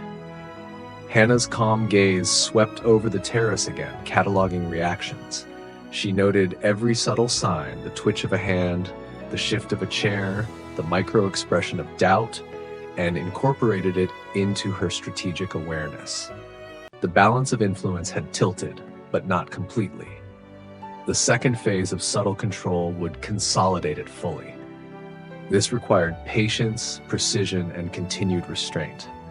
Every micro-movement of her hand, every slight tilt of her head, and the quiet visibility of her folders reinforced her authority without needing dramatic display. A soft cough from the corner of the terrace drew eyes once more. A distant relative, previously neutral and polite, leaned closer to a partner, whispering under their breath as they scanned the pages. Recognition spread subtly, a quiet acknowledgement that Hannah's claims were indisputable. This ripple added weight to the shift in perception. strengthening the recalibration of loyalties and influence across the room. Hannah's parents glanced at each other, small gestures of tension betraying their growing awareness of vulnerability. Their attempts at control became increasingly mechanical, awkward, almost desperate. Polished smiles faltered, eyes darted nervously, and even those closest to them began to question the previously unquestioned narrative. The favored sibling, trapped between prior authority and newfound doubt, slumped slightly in their chair, their composure eroding under the unspoken weight of truth. Hannah rested her hand lightly over the folders again, observing quietly. The room, the guests, her parents, and the sibling were now subtly aligned with the shifting authority she exerted. Yet she knew the night was far from complete. While the first wave of influence had landed and perception had begun to realign, the secondary buildup, the careful escalation, the full acknowledgement of her authority, and the testing of remaining loyalties was still ahead. The tension lingered, charged and expectant, like a held breath before the next crescendo. The terrace remained heavy with quiet energy, the soft murmur of conversation now fragmented, uneven, charged with an undercurrent that no one dared address directly. Hannah's presence was magnetic, calm, and deliberate. Her hand rested lightly on the second folder, a gesture so subtle it could have been dismissed as casual, yet every observer, even those unaware of the full scope, felt the invisible weight of authority it projected. Each page contained years of undeniable proof, a silent force that contrasted sharply with the faltering theatrics of her parents. Her mother's attempts to reclaim composure became increasingly strained. She gestured toward a cousin, offering a carefully polished anecdote about the family business, but the effort rang hollow. Hannah's calm control absorbed it effortlessly, the contrast between performance and truth now unmistakable.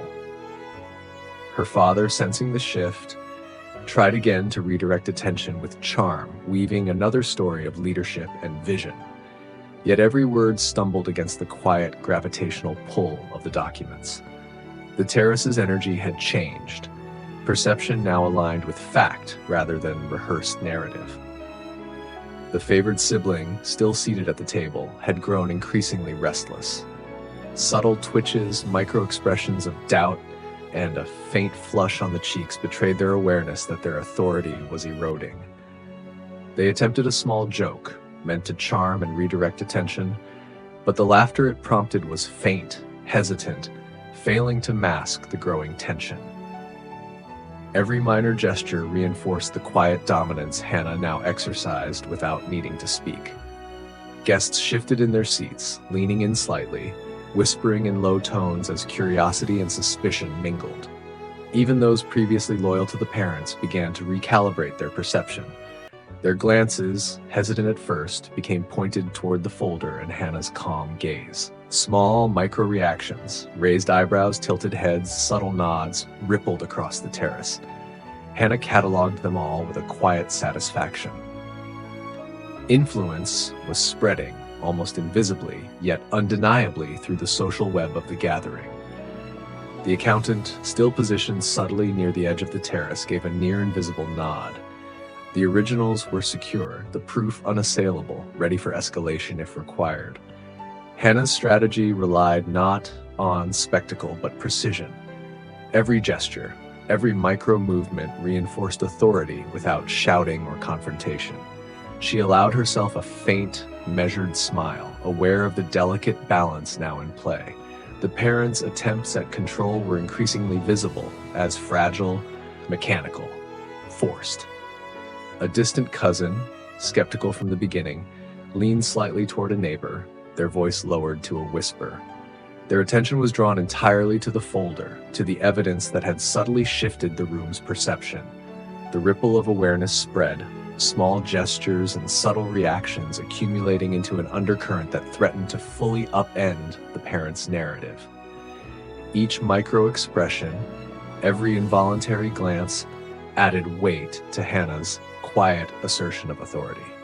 Her mother, sensing the subtle but unstoppable shift, attempted another gesture of control, a soft, practiced laugh, and an effort to draw attention to a shared memory, but it fell flat. The audience's focus remained on Hannah, on the quiet authority she wielded with measured patience. Even the favored siblings' attempts to charm or entertain failed to realign attention, their performance now hollow against the palpable gravity of proof and presence. Hannah allowed her eyes to sweep the terrace slowly, taking in every reaction. The guilty cousin shifting uneasily, the spouse of another relative leaning slightly forward in quiet curiosity, the elders' subtle nods of acknowledgement. Each observer played a role in the evolving social architecture, their loyalties and attentions slowly recalibrating to reflect reality rather than rehearsal. The atmosphere pulsed with anticipation, quiet yet relentless, and then a subtle sound drew attention. The shuffle of papers as Hannah lightly adjusted the folder, revealing a page with a signature, timestamp, and clear documentation of her contributions. Gasps were faint but unmistakable, whispered questions spreading like tiny ripples through the crowd. Guests instinctively leaned forward, heads turning, curious to catch even the smallest detail. Hannah's calm presence amplified the impact of every small movement. The power of restraint and precise timing was on full display. The parents, cornered by the visible authority of evidence and the subtle influence radiating from Hannah, exchanged a glance fraught with tension. Their performance, once flawless, now appeared mechanical, hollow, and increasingly desperate. The favored sibling, sensing the tide turning irrevocably, shifted in their chair, shoulders tightening, gaze flicking anxiously between Hannah and the documents. Hannah's calm pulse underlined the contrast. The room was now subtly aligned with her authority, a network of acknowledgement and recognition spreading through whispers, glances, and micro-reactions. Every subtle action she took, every tilt of her hand, every slight movement of the folder reinforced control. Observation, restraint, and timing had proven more powerful than any shout or performance could have been. And just the terrace seemed to hold its collective breath. A soft, deliberate clearing of a throat from near the far end drew attention. One of the skeptical relatives, previously silent, subtly adjusted their posture, leaning forward with renewed curiosity. The ripple of influence accelerated, spreading further, touching corners of the gathering Hannah had not even focused on. Authority, subtle but undeniable, was consolidating. Hannah rested her hand lightly over the folder again, feeling the palpable shift in energy across the terrace. The first wave of subtle control had landed, the aftermath had recalibrated perception, and the social fabric had begun aligning with truth rather than performance. Yet she knew the evening's true challenge. The consolidation of authority, the testing of loyalties, and the preparation for the secondary climax was still to come. The tension hung in the air like held breath, waiting for the precise, deliberate movement that would push the evening toward the next crescendo. The terrace seemed to hold its breath as the evening shadows stretched across the cobblestones. Hannah remained calm, her hand resting lightly on the folder, letting its presence quietly dominate the room. Every subtle movement, the slight tilt of her head, the casual shift of the papers, radiated authority. Guests noticed it unconsciously, a magnetic pull they couldn't resist. Conversations had all but stalled, polite murmurs reduced to hushed whispers as observers tuned in to the smallest cues, scanning for the truth they had only just begun to perceive. Her mother, sensing the mounting tension, made another effort. She gestured with deliberate grace toward a distant cousin, offering a story of a past triumph that had always been used to highlight the favored sibling's leadership. Her smile was polished, but the tremor in her hand betrayed the cracks now appearing in her confidence. Her father leaned forward slightly, voice rising in pitch as he attempted to interject with charm and narrative, but the words sounded hollow, falling flat against the unspoken gravity Hannah exuded. The polished performance that had once commanded attention no longer held sway. Subtle power was now the dominant force. The favored sibling, still seated at the table, shifted uneasily, their composure faltering further with every glance toward Hannah. A flush colored their cheeks, hands twisting nervously against the napkin, eyes darting between the parents and the quietly commanding figure of their sibling. They attempted a half-hearted joke, hoping to regain attention, but it fell flat. Every movement now highlighted the contrast: rehearsed charm versus calm, undeniable authority. Observers instinctively oriented toward the quiet power that Hannah wielded. The accountant, positioned subtly at the edge of the terrace, gave an almost imperceptible nod. The originals remained untouched, every page secure, ready for escalation if needed. Hannah's control relied not on spectacle, but on precision and patience, a careful orchestration of presence and evidence that amplified her influence without a single raised voice. Guests, sensing the subtle gravitational pull, leaned forward slightly, subconsciously aligning their attention with her authority. Even the youngest cousin, still wide-eyed and innocently curious, seemed to grasp that something significant was unfolding. Their attention, unfiltered by social expectation, radiated outward, amplifying the ripple of subtle acknowledgement across the terrace. Observers who had previously deferred unquestioningly to the parents' narrative began to question, hesitate, and consider. The tide was shifting, almost imperceptibly yet undeniably. Her mother, desperate to reclaim control, made another polished gesture, trying to redirect focus to the vineyard, to the light and warmth, to the illusion of family harmony. Her voice, carefully modulated, attempted to reclaim dominance, but the room was no longer receptive. Guests' eyes remained on Hannah, on the quiet but unmistakable authority that radiated from her and the visible evidence she held. The parents' tools, charm, rehearsed stories, polite gestures, were powerless against restraint, timing, and proof. Hannah's gaze swept across the terrace, noting every micro-reaction: the guilty cousin shifting uneasily, the spouse of another relative leaning slightly forward, whispering softly, elders exchanging subtle glances of acknowledgement, even distant observers recalibrating their understanding of the social hierarchy. Each movement, each glance, each whispered question strengthened her position, reinforcing the subtle power she now commanded. Then, a soft rustle of paper, the subtle slide of the folder's edge across the table, drew attention. Heads turned instinctively, curiosity sparking, and the ripple of awareness intensified.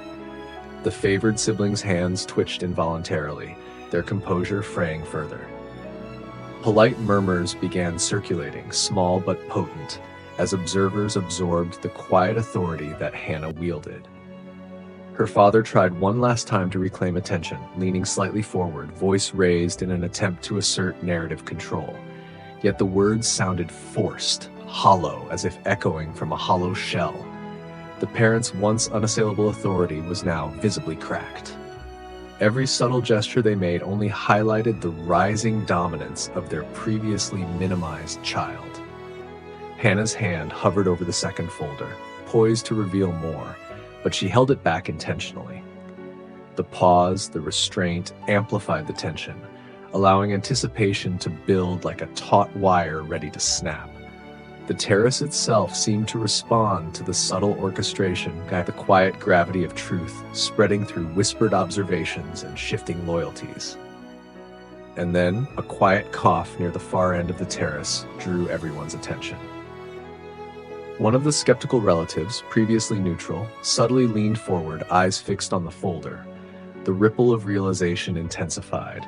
Guests who had deferred for years were now attentive, aligning their perception with what could no longer be denied. Hannah's authority, understated yet undeniable, had infiltrated the social fabric of the evening.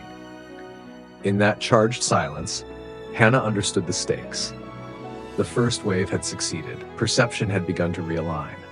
But the next phase, the consolidation of authority, the testing of remaining loyalties, and the careful orchestration toward a more visible acknowledgement, was still ahead. Every subtle gesture, every measured pause, every observed reaction would determine how far this quiet dominance would extend, and she knew precisely when and how to act. The terrace seemed to vibrate with anticipation, a subtle energy that threaded through every conversation, every glance, every hesitant movement. Hannah's hand rested lightly atop the folder, the edges of the papers catching the soft golden light of the evening sun, a quiet yet unmistakable signal that the next phase was imminent. The room had recalibrated, observers now attuned to the subtle power she carried.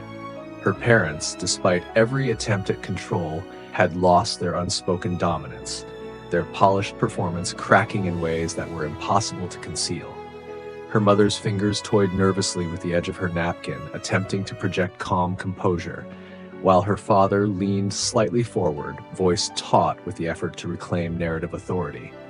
Every gesture, every word was strained, mechanical, and yet insufficient. Guests' attention, already subtly aligned with Hannah, now began to focus more openly. Polite murmurs circulated, whispered questions passed from one side of the terrace to the other, small ripples of recognition spreading outward. The favored sibling, seated stiffly at the table, shifted uncomfortably, every micro-expression betraying awareness that the carefully rehearsed hierarchy had collapsed. Hannah allowed a small, measured breath. She had waited for this, years of careful patience, strategic restraint, and quiet observation, culminating in this moment. She didn't need to raise her voice. She didn't need to accuse or confront. The weight of the documents, the visible proof of her contributions, radiated authority that no performance could overshadow. Every subtle movement of her hand, every tilt of her head, every casual glance over the crowd reinforced her position. Near the edge of the terrace, the accountant gave a nearly imperceptible nod, signaling that the originals remained secure, ready for any escalation Hannah might choose. This silent coordination allowed her to act with absolute precision. Guests, whether they realized it or not, were witnessing a carefully orchestrated shift in influence, one that relied on observation, timing, and evidence rather than theatrics. The youngest cousin, still wide-eyed, leaned slightly forward, innocently amplifying the ripple of attention across the terrace. A distant whisper passed between two relatives, quiet enough not to disturb the fragile equilibrium, yet potent enough to carry awareness from one observer to another. Every subtle acknowledgement built momentum, quietly undermining the authority of her parents and reinforcing Hannah's calm control. Her mother attempted another gesture, raising her voice slightly to recount yet another family achievement, this one favoring the sibling whose composure was already cracking. The attempt failed. Guests' eyes, drawn toward the folder and the quiet authority radiating from Hannah, betrayed growing alignment with the truth she quietly wielded. The parents' words, polished and rehearsed, now fell flat, lacking the weight to dominate perception. The favored sibling tried a subtle distraction, a small gesture toward a laughing cousin, an attempt to reclaim attention through charm. But every movement, every forced smile, only emphasized the gap between rehearsal and reality. Hannah's calm, poised authority filled the space effortlessly, every observer drawn to the silent command of truth rather than the hollow performance of control. Hannah's gaze swept across the terrace, cataloging every reaction, the shift of a hand, the twitch of an eyebrow, the fleeting glance between relatives. The social balance had tilted decisively, yet she remained poised, understanding that the secondary phase required subtle consolidation. It was not enough to expose. Perception, loyalty, and recognition needed to realign fully. Every whisper, every murmur, every micro-expression now worked in concert to reinforce her influence. Then, a soft rustle from the edge of the table drew attention, a faint, deliberate sound as Hannah shifted the folder slightly, revealing another page. The document contained timestamps, signatures, and operational notes, each one quietly undeniable. Gasps and whispered questions rippled through the guests. Even the previously neutral observers leaned in slightly, drawn by the subtle authority of proof. The favored siblings' hands twitched, their composure cracking further under the weight of quiet recognition. Her father, attempted to regain control once more, gesturing toward the vineyard, invoking the family legacy with carefully measured words. But it was too late. The balance had shifted. Hannah's authority, calm and deliberate, had established a gravitational pull that no charm, story, or gesture could counter. The room, consciously or not, had aligned with her presence and her evidence. And then, from across the terrace, a slight cough drew attention again. The skeptic relative, previously quiet, now leaned in fully, eyes fixed on the newly revealed page. Recognition, understanding, and subtle acknowledgement radiated outward, reinforcing the quiet dominance Hannah now wielded. The social hierarchy had begun to settle around truth rather than pretense, and the secondary phase, the full consolidation toward the next major climax, was well underway. Hannah's fingers hovered over the folder once more, poised to reveal yet more evidence at precisely the right moment. The room, the guests, her parents, and the favored sibling were all instruments in the careful orchestration of perception and authority. And though the tension was palpable, Hannah remained calm, patient, and deliberate, fully aware that the next phase of revelation would tip the evening into an undeniable reckoning. The terrace seemed to contract, every corner of the space taut with anticipation. Hannah's hand rested lightly on the folder, its subtle presence dominating the room in a way no raised voice could. Guests leaned forward, whispers halted mid-phrase, and even the youngest cousin's wide-eyed attention amplified the gravity of the moment. The subtle authority she had wielded over the past hours now reached its peak, radiating outward and forcing acknowledgement from every corner of the gathering. Her mother's hands trembled slightly as she tried to maintain composure, attempting a polished laugh that faltered under the weight of reality. Her father, voice strained and taut, gestured desperately toward a cousin, weaving a story meant to redirect attention, but the words sounded hollow. The polished performance that had once dominated these gatherings now appeared brittle, exposed, and vulnerable. Guests instinctively oriented toward the quiet authority Hannah projected, drawn to the calm inevitability of truth over rehearsed narrative. The favored sibling, seated stiffly, was visibly unraveling. Micro-expressions betrayed internal panic. Twitching fingers, tight shoulders, eyes darting from Hannah to their parents and back to the folder. Every gesture, every small movement reinforced Hannah's quiet dominance. Their attempts at charm or diversion fell flat, helpless against the weight of undeniable proof now on display. Polite murmurs spread through the terrace, growing louder but still restrained as the social balance shifted decisively. Hannah allowed herself a faint, controlled smile, letting the room absorb the moment. She didn't need to shout, accuse, or gesture dramatically. Every page, every signature, every operational diagram was a silent assertion of authority, and her calm control amplified its effect. Observers, whether aware of the full details or not, aligned unconsciously with the undeniable power of evidence combined with poise. The accountant, positioned subtly at the edge of the terrace, gave a small, nearly imperceptible nod. The originals were secure, intact, ready for any further escalation if necessary. Hannah's strategy relied not on spectacle, but on precision and timing. Every gesture reinforced the authority she now held, and the guests, attuned unconsciously, felt the subtle gravity pulling them toward recognition of truth. Her mother, sensing the irreversible shift, attempted one final gesture, raising her voice in an effort to assert control through recollection of past achievements. But it was futile.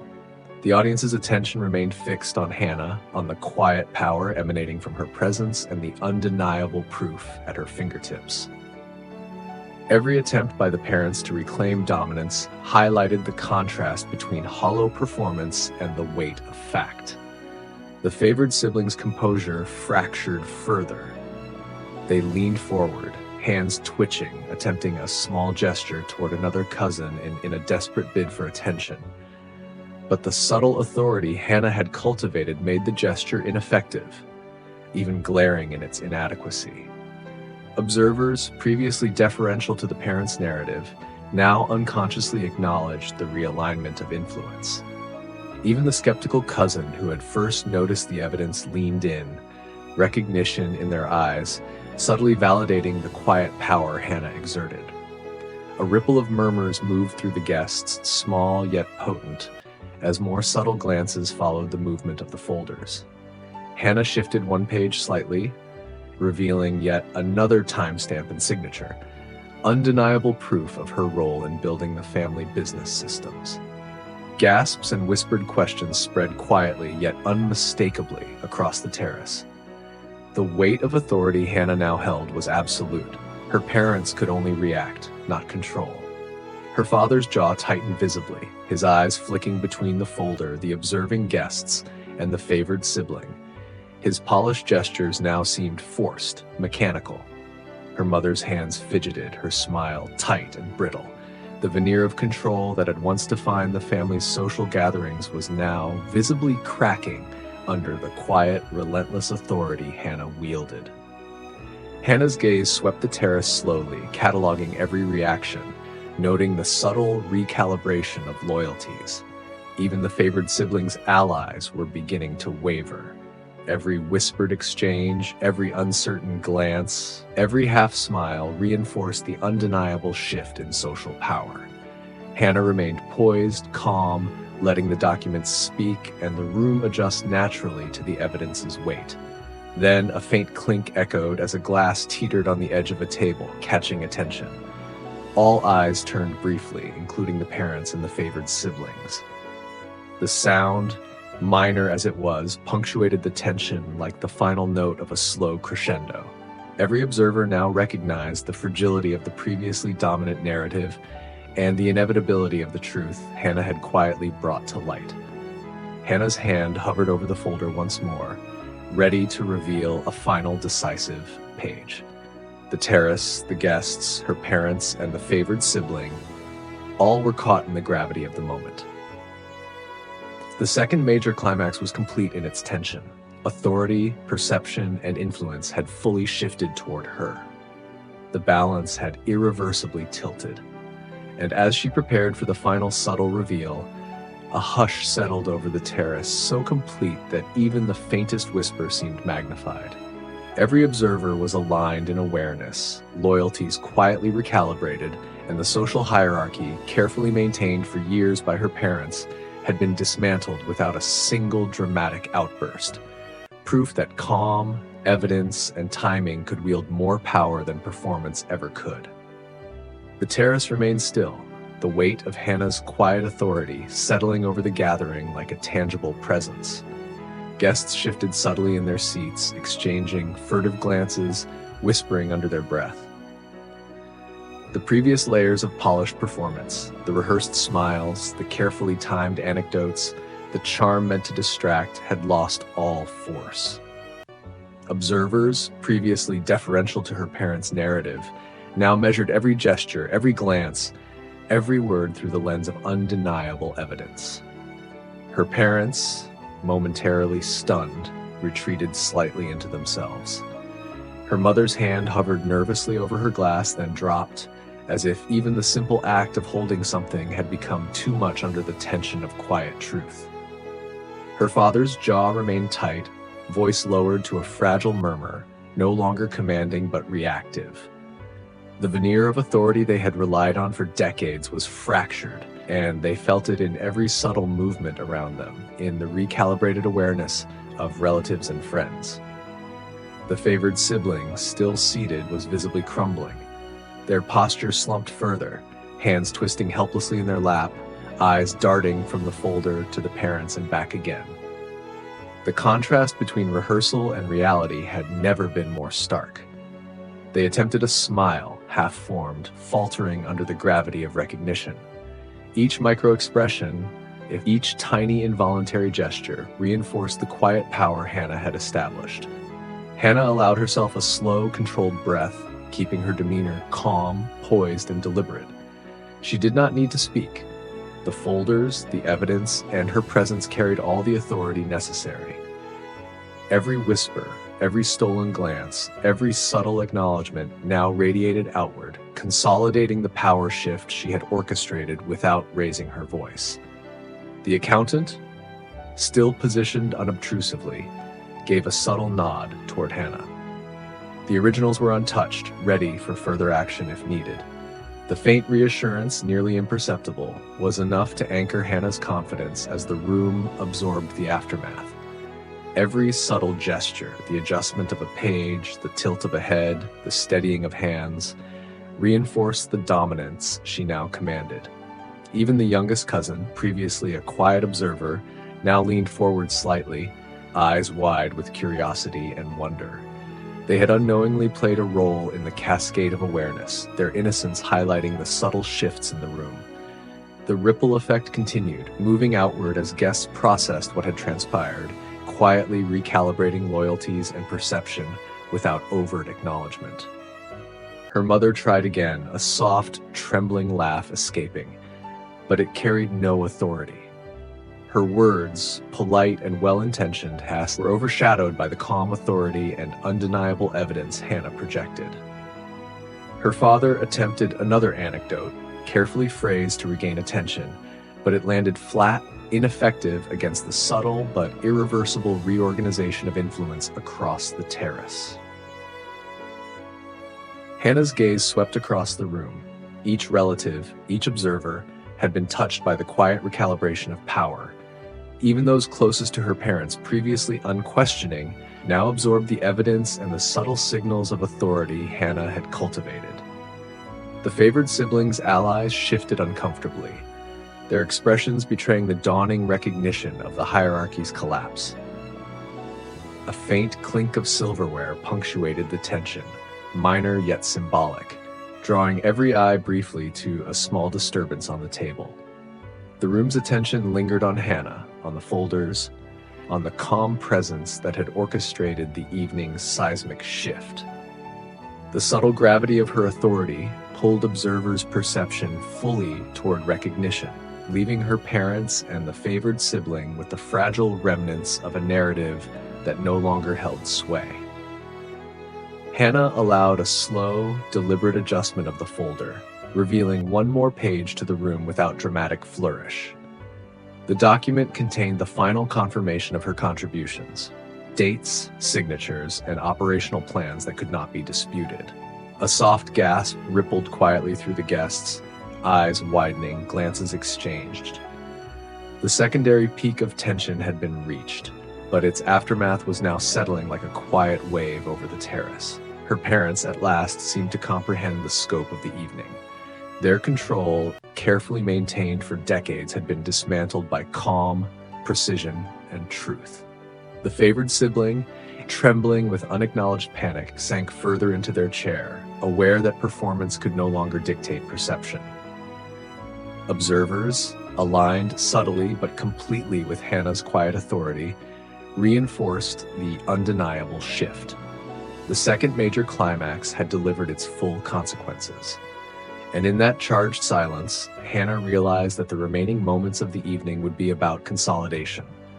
Observing reactions, measuring subtle alignments, and allowing the authority she had claimed to settle fully into the awareness of every guest. The tide had turned, irrevocably, but patience and restraint would ensure it remained firmly in her control. The terrace had settled into an uneasy stillness, but it was no longer the quiet of calm. It was the quiet of awareness, of observation, of unspoken recognition. Hannah's hand rested lightly on the folder, the edges of the papers catching the last golden rays of the evening sun. Every movement, however small, carried weight now. Guests, previously deferential to her parents' performance, had absorbed the evidence and the quiet authority she projected. They shifted subtly, exchanging glances, whispering questions to one another, their attention drawn entirely toward the proof in her hands and the poise with which she carried it. Her mother's hands trembled slightly as she lifted her glass, attempting to maintain composure with a practiced smile. But even that small gesture seemed hollow in the face of Hannah's calm, unshakable presence. Her father, eyes darting between Hannah and the folders, tried once more to assert control, his voice polite but taut, gesturing toward a distant cousin in a vain attempt to reclaim narrative. Yet the words held no sway. The room had shifted, subtly but irreversibly, toward acknowledgement of truth rather than performance. The favored sibling remained seated, their composure unraveling incrementally. Hands twisted nervously against the napkin, shoulders tensed, eyes flitting between the folders and the parents' faltering expressions. Every micro-movement was an unspoken admission. Their previous dominance had collapsed under the subtle, calculated force of Hannah's presence, and the evidence she wielded quietly but decisively. Attempts at charm, humor, or diversion fell flat, only highlighting the authority she now commanded. Hannah allowed herself a slow, controlled breath, observing the room carefully. She didn't need to act loudly. The shift in awareness was self-propagating. Every whisper, every glance, every micro-expression reinforced the redistribution of influence. The guests, even those previously loyal to her parents, began to align subtly with the undeniable proof before them. The social architecture of the evening was being quietly, irrevocably reshaped. Near the edge of the terrace, the accountant's presence remained subtle but potent. A slight adjustment, a barely noticeable shift in stance, reassured Hannah that the originals remained secure. The quiet coordination between them allowed her to act with absolute precision. Each gesture, each pause, each micro-expression carefully orchestrated to consolidate authority and influence. The room, observers, and even the parents' allies were now unwitting participants in the subtle realignment of power. The youngest cousin, still wide-eyed and unaware of the broader dynamics, leaned slightly forward, their innocent curiosity amplifying the impact of Hannah's calm dominance. The ripple of awareness spread, quiet but undeniable, as observers began to measure influence not by volume or gesture, but by evidence, timing, and the authority quietly projected from the folders. Her mother tried once more, raising her voice slightly in a final bid for control, recounting an old story meant to reinforce the favored sibling's prominence. The attempt failed. Guests' attention remained fixed on Hannah, on the subtle evidence of her contributions and the quiet confidence she radiated. Every polished anecdote, every charm-laden gesture only underscored the contrast between hollow performance and real, undeniable authority. Hannah's gaze swept across the terrace, noting each reaction. The subtle adjustments of posture, the faint tightening of hands, the whispered questions, the glances of recognition. Even those who had remained neutral now acknowledged her presence, aligning unconsciously with the quiet command she projected. Each observation, each tiny gesture further consolidated her authority. A faint rustle of paper, another careful adjustment of the folder, drew attention. Heads turned subtly, whispers flowed, and the ripple of influence intensified. The favored siblings' hands twitched once more, their composure fraying further. Polite murmurs became slightly louder, curiosity edging toward acknowledgement. The subtle authority Hannah wielded was now fully propagating across the terrace, touching every corner, every observer, every loyalist of the previously dominant narrative. Hannah rested her hand lightly on the folder again, letting the moment settle. The room had shifted. The parents' control had been fractured and was now visibly fragile. The favored siblings' composure had been shattered. Observers' perception had realigned quietly, but decisively with the truth she held. The first waves of revelation and the secondary buildup had succeeded. What remained was subtle consolidation, observation, measurement of reactions, and careful positioning for the final moves that would ensure the authority she claimed remained unassailable. The air on the terrace vibrated with tension, expectation, and quiet acknowledgement. Hannah's authority had become a gravitational pull, unspoken yet undeniable. Even as the evening continued, she maintained complete control through the simplest of gestures, patience, restraint, and the visible proof she carried. Every observer, from relatives to casual guests, had begun recalibrating their understanding of the family hierarchy. And though the night was not yet complete, Hannah knew that this consolidation would define the remainder of the evening. The terrace had fallen into a quiet hum of anticipation. Conversations that once flowed easily were now fragmented, cautious, laced with a tentative awareness of the invisible shift in control. Hannah's hand rested lightly on the folder, the edges of its pages catching the last fading sunlight. Every micro movement she made, slight tilt of her head, adjustment of a page, casual glance across the crowd, carried weight, drawing attention in subtle waves. Guests leaned in unconsciously, observers now measuring influence by restraint and evidence rather than charm and rehearsed narratives. Her mother, seated stiffly at the head of the table, tried once more to reclaim authority. She lifted her voice slightly, recounting a polished story of past family achievements meant to highlight the favored siblings' leadership. But the words faltered in the charged air. The audience's attention had fully recalibrated toward Hannah, toward the evidence she quietly projected. Every subtle gesture of her parents now emphasized the fragility of their influence rather than reinforcing it. The favored sibling, flushed and restless, shifted nervously in their chair. Hands twisted involuntarily, shoulders tightening, eyes darting between Hannah and their parents. Their earlier charm and effortless confidence had eroded, leaving only visible tension.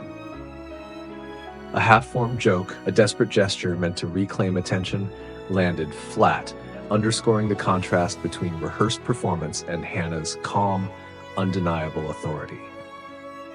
The accountant remained unobtrusively near the edge of the terrace, a subtle anchor of reassurance. The originals were secure, untouched, ready for the next phase if Hannah chose. This quiet coordination allowed her to act with precision, each movement of her hand, every subtle adjustment of the folders, reinforcing authority without spectacle. Guests, sensing the gravity of the moment, leaned forward, whispers spreading in careful, hushed tones. Observation, recognition, and influence rippled through the crowd with quiet inevitability. Even the youngest cousin, previously an innocent observer, now leaned forward with wide-eyed curiosity, inadvertently amplifying the tension. Their attention drew glances, subtle gestures, and unconscious nods from others, spreading acknowledgement across the terrace like invisible threads. The momentum Hannah had cultivated, patient and strategic, now swept outward, reinforcing the realignment of social perception. Hannah's gaze swept methodically over the room, cataloging micro-reactions. The guilty cousin shifted uneasily, whispering softly to a neighbor. The spouse of another relative leaned in, curious and attentive. The elders offered subtle nods of acknowledgement, quiet validation of the authority she now held. Each small gesture, each reaction, strengthened her position without a single raised voice. Her parents, finally realizing the depth of the shift, exchanged a fleeting glance of panic. Their polished composure, so carefully maintained over years, had begun to unravel in real time. The favored sibling's posture slumped further, eyes wide with an unspoken understanding that their dominance, previously assumed, was now hollow and unstable. Hannah allowed herself a slow, deliberate breath, letting the quiet authority settle over the terrace. She didn't need to act dramatically. Every subtle movement of her hand, every tilt of the folder, every poised glance was enough to consolidate influence. The room, the observers, her parents, and the sibling were now aligned subtly, yet decisively with her narrative of truth. A faint shuffle of paper, the soft slide of a page, drew attention. Heads turned instinctively, whispering intensified, and a ripple of awareness traveled further across the terrace. The favored siblings' hands twitched again, shoulders stiffened, and their composure cracked further under the invisible but undeniable pull of authority Hannah wielded with perfect patience. Her mother's smile faltered, the tightness in her lips betraying a fleeting panic.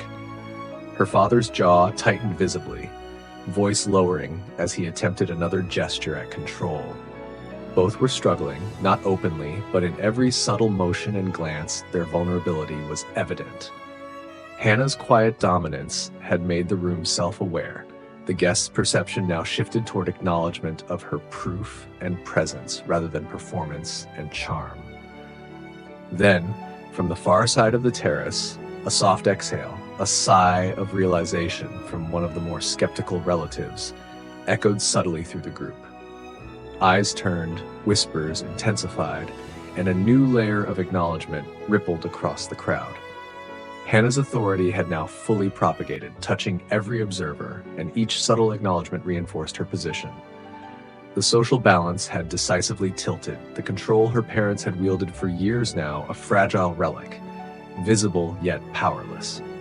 Hannah's hand hovered once more over the folder. The first waves had landed, subtle authority consolidated, observers realigned, and the favored sibling's composure weakened. Yet she knew the night's final confrontations, the ultimate reckoning, the careful culmination of strategy and leverage, were still ahead. The second major peak had arrived, and the stage was set for the final maneuvers.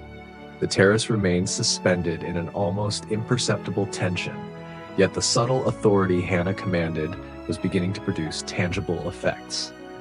Guests shifted slightly in their seats, whispering softly, glances darting toward the folders that had become the silent epicenter of control.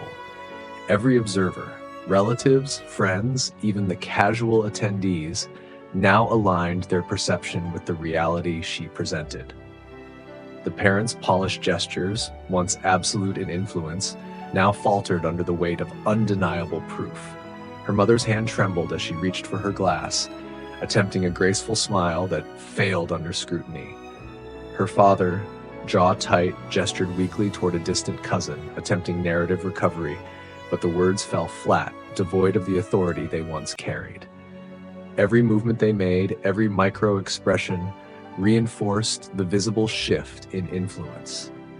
Hannah's calm, poised demeanor contrasted sharply with their faltering performance, each subtle glance and tilt of the folder reinforcing her control. The favored sibling, seated stiffly, showed every sign of unraveling. Hands twisted nervously against the napkin, eyes darting between Hannah and the parents, shoulders tight with unspoken anxiety. A half-formed joke, a desperate gesture, even a feigned laugh, all fell flat. The social authority they had relied on for years evaporated quietly but completely, leaving only vulnerability. Observers, unconsciously drawn to truth and evidence, registered the collapse, their attention shifting fully toward Hannah. Hannah's gaze swept across the terrace, noting every subtle movement, every whispered reaction. The guilty cousin shifted uncomfortably, whispering under their breath. The spouse of another relative leaned forward, curiosity sharpened. The elders offered subtle nods of acknowledgement, validating the authority she wielded.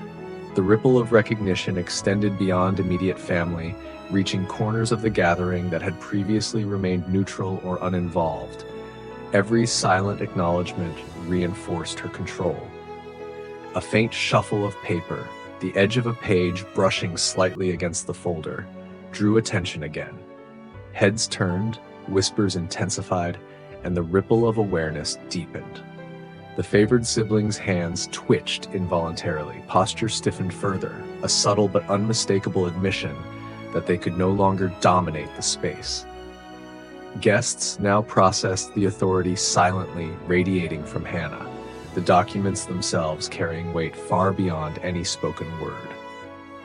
Her mother, sensing the irreversible shift, attempted a final gesture at control, a polished anecdote about the family's history of leadership, but it landed hollow, drowned in the quiet recognition of her daughter's undeniable contributions.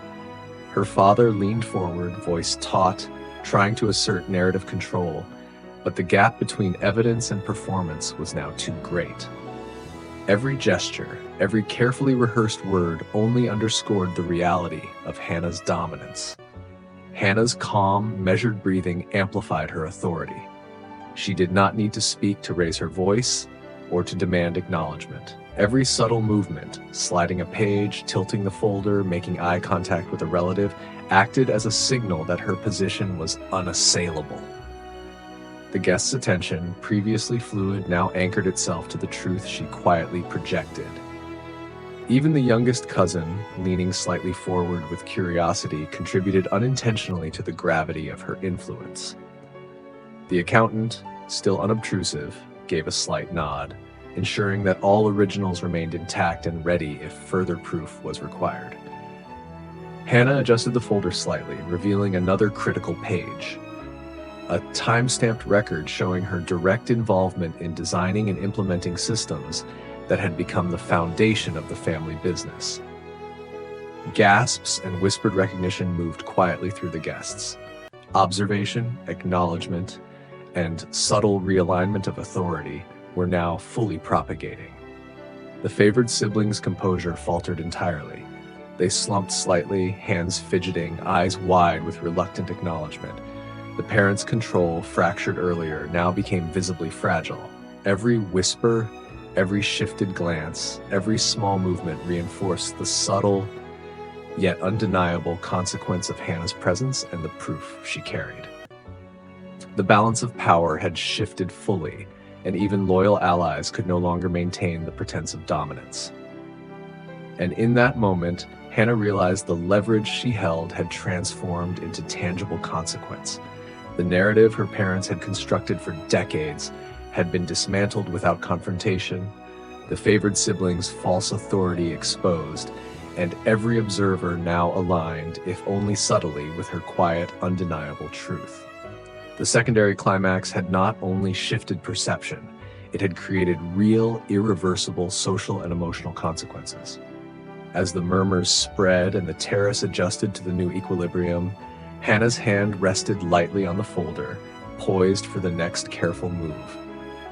The evening was far from over, but she now held undeniable power, the consequences of which were beginning to unfold naturally, shaping the remaining interactions and ensuring that control could not be reclaimed by force or charm. The terrace had settled into an almost tangible tension, the air thick with quiet acknowledgement.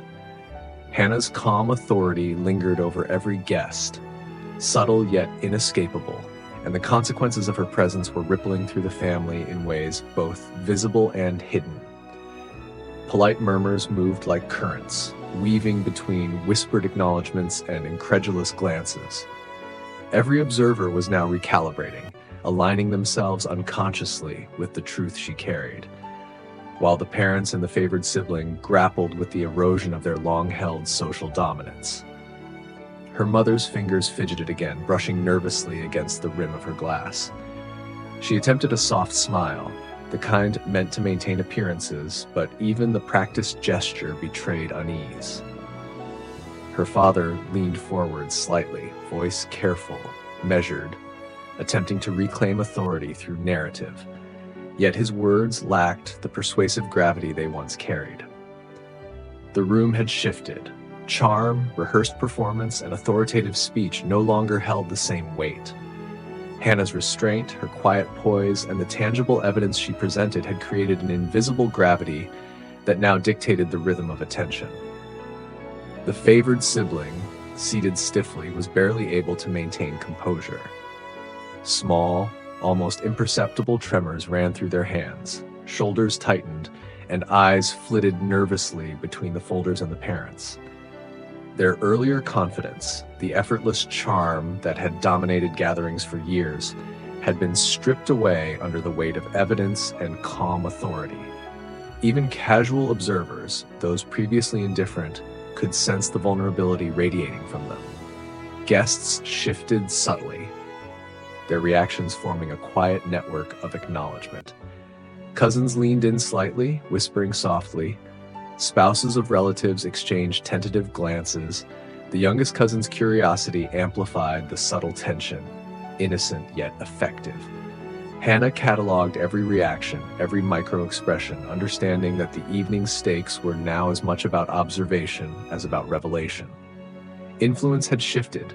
Loyalty, attention, and acknowledgement had quietly realigned with the authority she now commanded. The accountant, unobtrusive but vigilant, shifted slightly, a subtle confirmation that the originals were intact and secure. Hannah adjusted the folder lightly, letting the edges reveal glimpses of more signatures, timestamps, and operational records that corroborated her contributions to the family business. Each minor adjustment caused subtle shifts in the room. A raised eyebrow, a whispered acknowledgement, a tightening of hands. The weight of truth continued to propagate.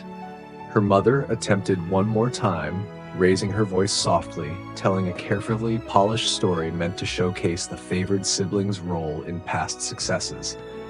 The effect was almost negligible. Guests' eyes remained on Hannah, on the quiet power she projected, on the undeniable documentation in her folders. Every micro-reaction, the twitch of a hand, a glance exchanged between relatives, a subtle nod, reinforced the recalibrated hierarchy. The favored sibling, sensing the tide fully against them, shifted again, attempting a small joke, a gesture meant to redirect attention. It failed entirely. The calm authority Hannah held magnified every faltering movement, every hesitation. Observers, conscious or not, measured influence now by evidence and presence rather than charm and performance. The social fabric had realigned. Pretense no longer dominated perception. A soft murmur passed from one skeptical cousin to another, a ripple of acknowledgement that Hannah's authority was now universally recognized. Heads tilted, eyes lingered on the folders, and subtle nods of comprehension moved like threads through the terrace. Every observer was now participating in the quiet consolidation of influence, the unseen network of perception and acknowledgement extending through every corner of the gathering. Hannah's hand hovered lightly over the folder, poised but calm. She didn't need to act loudly.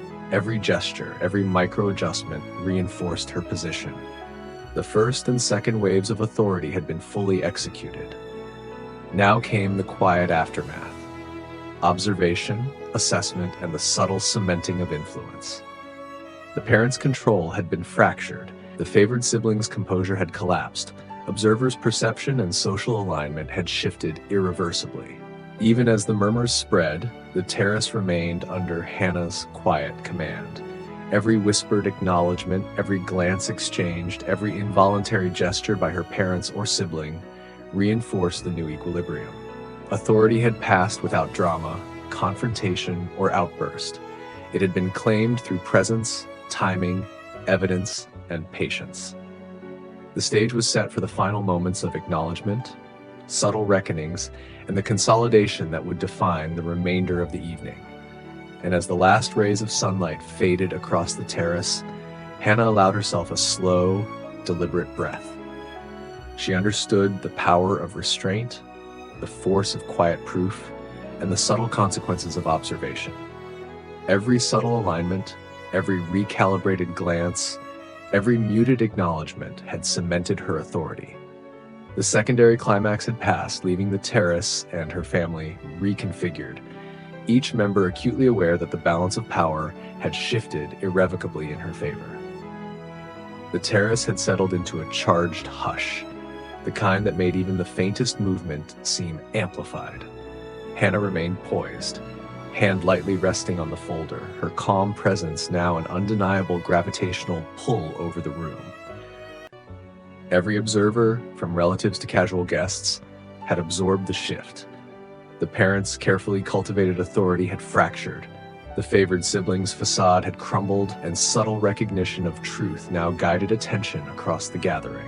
Each whisper, each glance, each small gesture reinforced the quiet dominance Hannah had achieved. Her mother shifted uneasily, lifting her glass in an attempt at social grace, but the gesture was stiff, hollow. Her father, voice lowered yet strained, gestured toward the vineyard in a faint effort to reclaim attention. Both movements were transparent in their futility. Every observer, relatives, cousins, spouses, even the youngest, subconsciously aligned with Hannah's presence and the undeniable proof before them. Her calm control had become a quiet force of gravity, shaping perception without a single raised voice. The favored sibling, visibly unraveling, attempted a half-hearted smile, a weak gesture at reclaiming attention. It faltered midair. Their hands twisted nervously against the napkin, eyes flitting between the folders and the parents' faltering expressions. Micro-tremors and subtle shifts betrayed fear and resignation.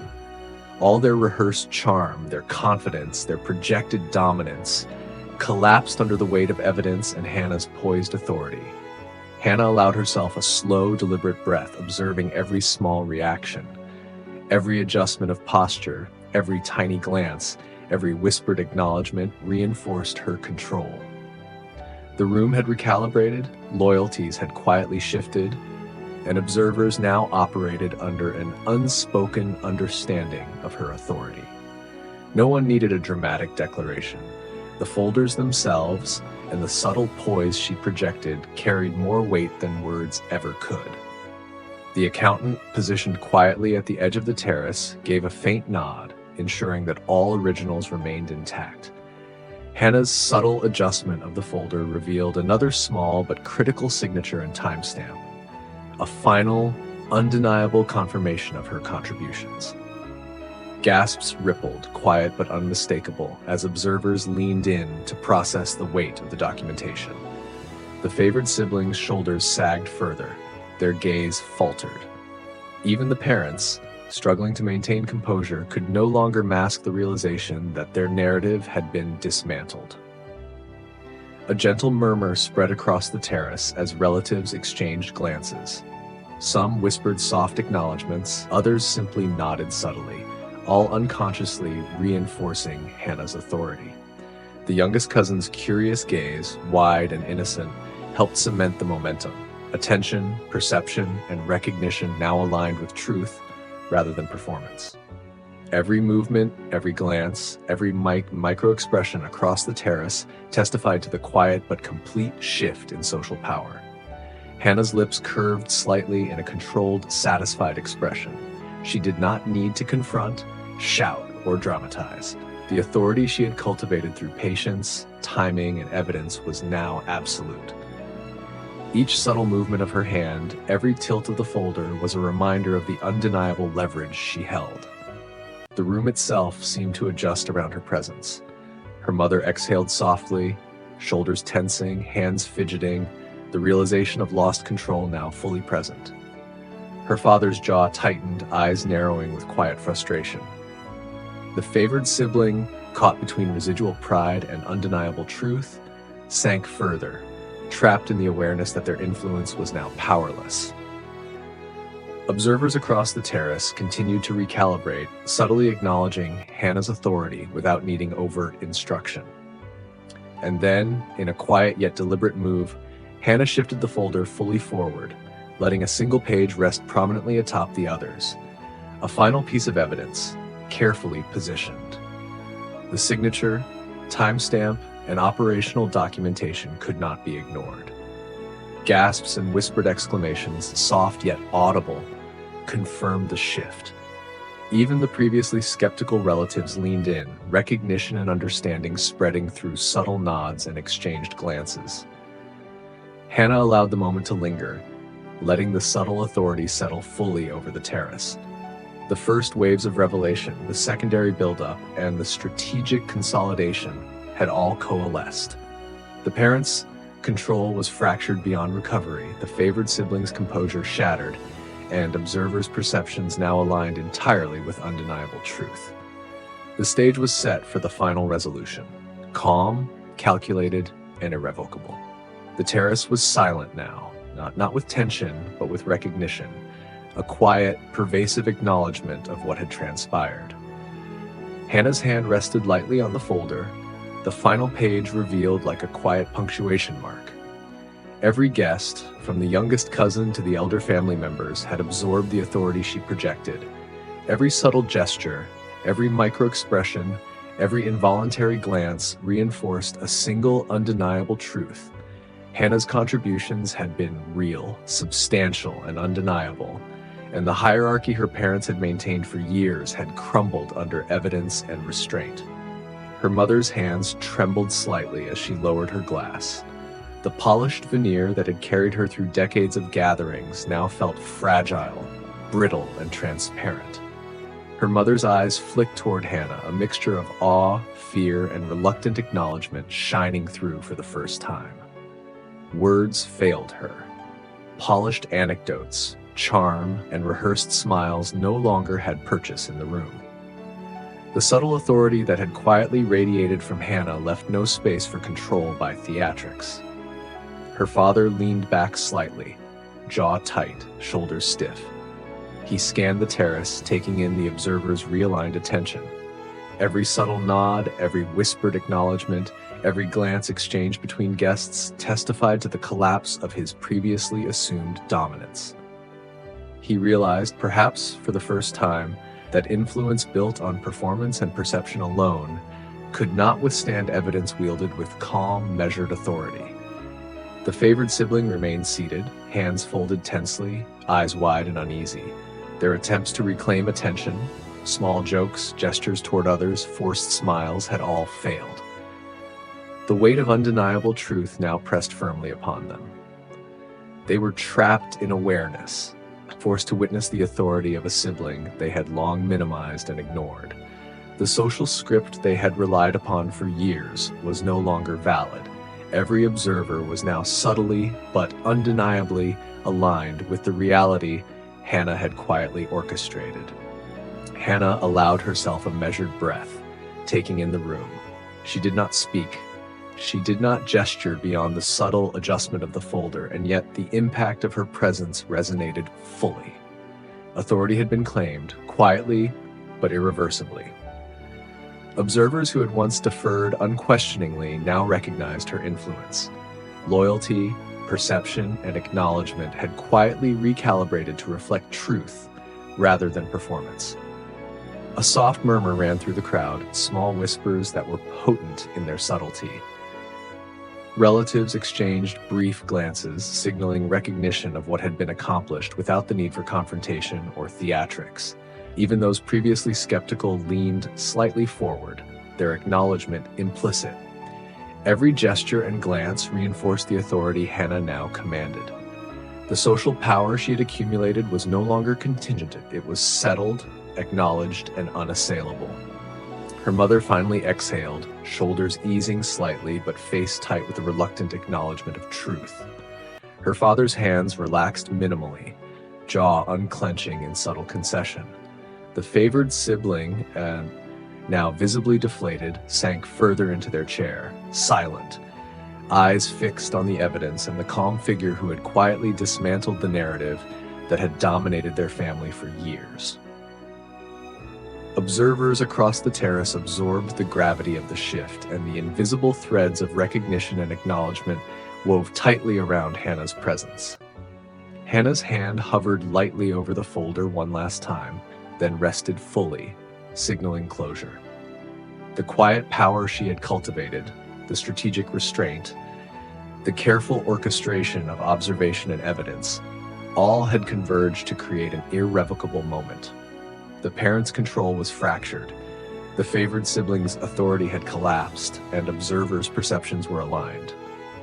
The evening, long anticipated and carefully navigated, had reached the point of undeniable equilibrium. Even the youngest cousin, whose curiosity had inadvertently catalyzed the chain of acknowledgement, now leaned back slightly, eyes wide, absorbing the weight of subtle authority in silence. The terrace, once a stage of rehearsed appearances, was now a quiet testament to patience, timing, and undeniable truth. Hannah's calm presence, paired with the evidence she carried, had reshaped perception, realigned loyalty, and ensured recognition without drama, without confrontation, and without spectacle. And in the soft settling of the terrace's attention, Hannah finally allowed herself a moment of satisfaction. The evening had been won not through anger or theatrical display, but through quiet authority, restraint, and the careful leverage of truth. Every subtle acknowledgement, every micro-expression of recognition, every recalibrated glance had completed the work she had begun years ago. Authority had been quietly, unassailably claimed. The sun had finally dipped below the horizon, leaving the terrace bathed in the soft, lingering glow of twilight. Shadows stretched across the cobblestones, and the vineyard, once bustling with rehearsed performance and subtle maneuvering, now held a quiet stillness. Hannah remained seated, hand resting lightly on the folder, the edges of its pages catching the last slants of light. The room, now aligned in perception, acknowledged her authority without words, without ceremony, without fanfare. Her mother, seated across the table, exhaled softly, shoulders sagging, face tight with the weight of reluctant acknowledgement. She could no longer rely on charm, on rehearsed stories, on the polished performances that had long commanded attention. Every observer, every whisper, every glance had shifted subtly but irrevocably toward recognition of Hannah's truth. The years of diminished contribution, of quiet erasure, had been replaced by undeniable authority. Her father's jaw loosened slightly, eyes scanning the room as he took in the subtle recalibration of the gathering. He could see it in the way relatives leaned forward, whispered quietly, exchanged glances, and adjusted their postures, all indicators that influence and perception now radiated from Hannah and not from him. Even the favored sibling, once radiant with assured dominance, now slumped fully in their chair, hands twisting, shoulders tight, eyes fixed on the undeniable evidence before them. Their power, built on illusion and perception, had quietly collapsed. Hannah allowed herself a slow, deliberate breath. She had not raised her voice. She had not demanded recognition. Every subtle gesture, every tilt of the head, every adjustment of the folder had been sufficient to carry authority across the terrace. She had wielded patience, timing, and restraint as her tools, and the quiet ripples of acknowledgement had propagated naturally, culminating in complete, unassailable influence. The accountant, still unobtrusive, shifted slightly to the side, a subtle nod of reassurance confirming that the originals remained secure. Every page had done its work, every signature and timestamp reinforcing what words alone could never have achieved. Observers across the terrace now understood what could not be denied. Hannah's role, her contributions, and her authority were factual, verified, and irreversible. Even the youngest cousin, wide-eyed and still absorbing the subtle lessons of the evening, seemed to sense the change. Their curiosity and innocence amplified the quiet power, providing a subtle lens through which the authority could be acknowledged without confrontation. Every micro-expression, every whispered reaction, every small shift in posture across the terrace contributed to the consolidation of influence that Hannah had patiently orchestrated. Hannah's gaze swept slowly across the room. She cataloged the subtle nods, the barely perceptible glances, the tiny adjustments of posture and expression that marked recognition. The parents were quiet now, their attempts at regaining dominance unnecessary and ineffective. The favored sibling was fully subdued, their earlier arrogance dissolved into the awareness of undeniable truth. Observers were aligned subtly, naturally, and irrevocably. A soft murmur passed through the terrace, faint yet unmistakable, a collective acknowledgement that Hannah's authority had replaced the old hierarchy. The evening's carefully constructed social dynamics had been recalibrated, not through spectacle, confrontation, or theatrics, but through quiet strategy, patience, and undeniable evidence. The power she wielded was calm, precise, and absolute. Hannah adjusted the folder slightly, letting the top page rest fully in view. It was the final deliberate gesture. Evidence, presence, and authority consolidated in a single unspoken moment. Every observer absorbed the truth without needing instruction. The parents' dominance, the favored siblings' facade, even the casual assumptions of the guests, all had been quietly, irrevocably realigned. And in that serene aftermath, Hannah allowed herself a private sense of satisfaction. She had arrived with patience, executed with precision, and commanded recognition through quiet, undeniable authority. The evening, carefully orchestrated over years of planning, had reached its natural, inevitable conclusion. The social, emotional, and perceptual hierarchy had shifted entirely, aligning with truth, restraint, and proof. Twilight deepened, the vineyard terraces now bathed in soft shadows, and the room settled into quiet acknowledgement. Hannah's calm authority had been established, her leverage converted into irreversible recognition, and her family, witnesses, and guests alike had absorbed the reality. The child, once minimized, erased, and overlooked, had quietly claimed the power that had always been rightfully hers.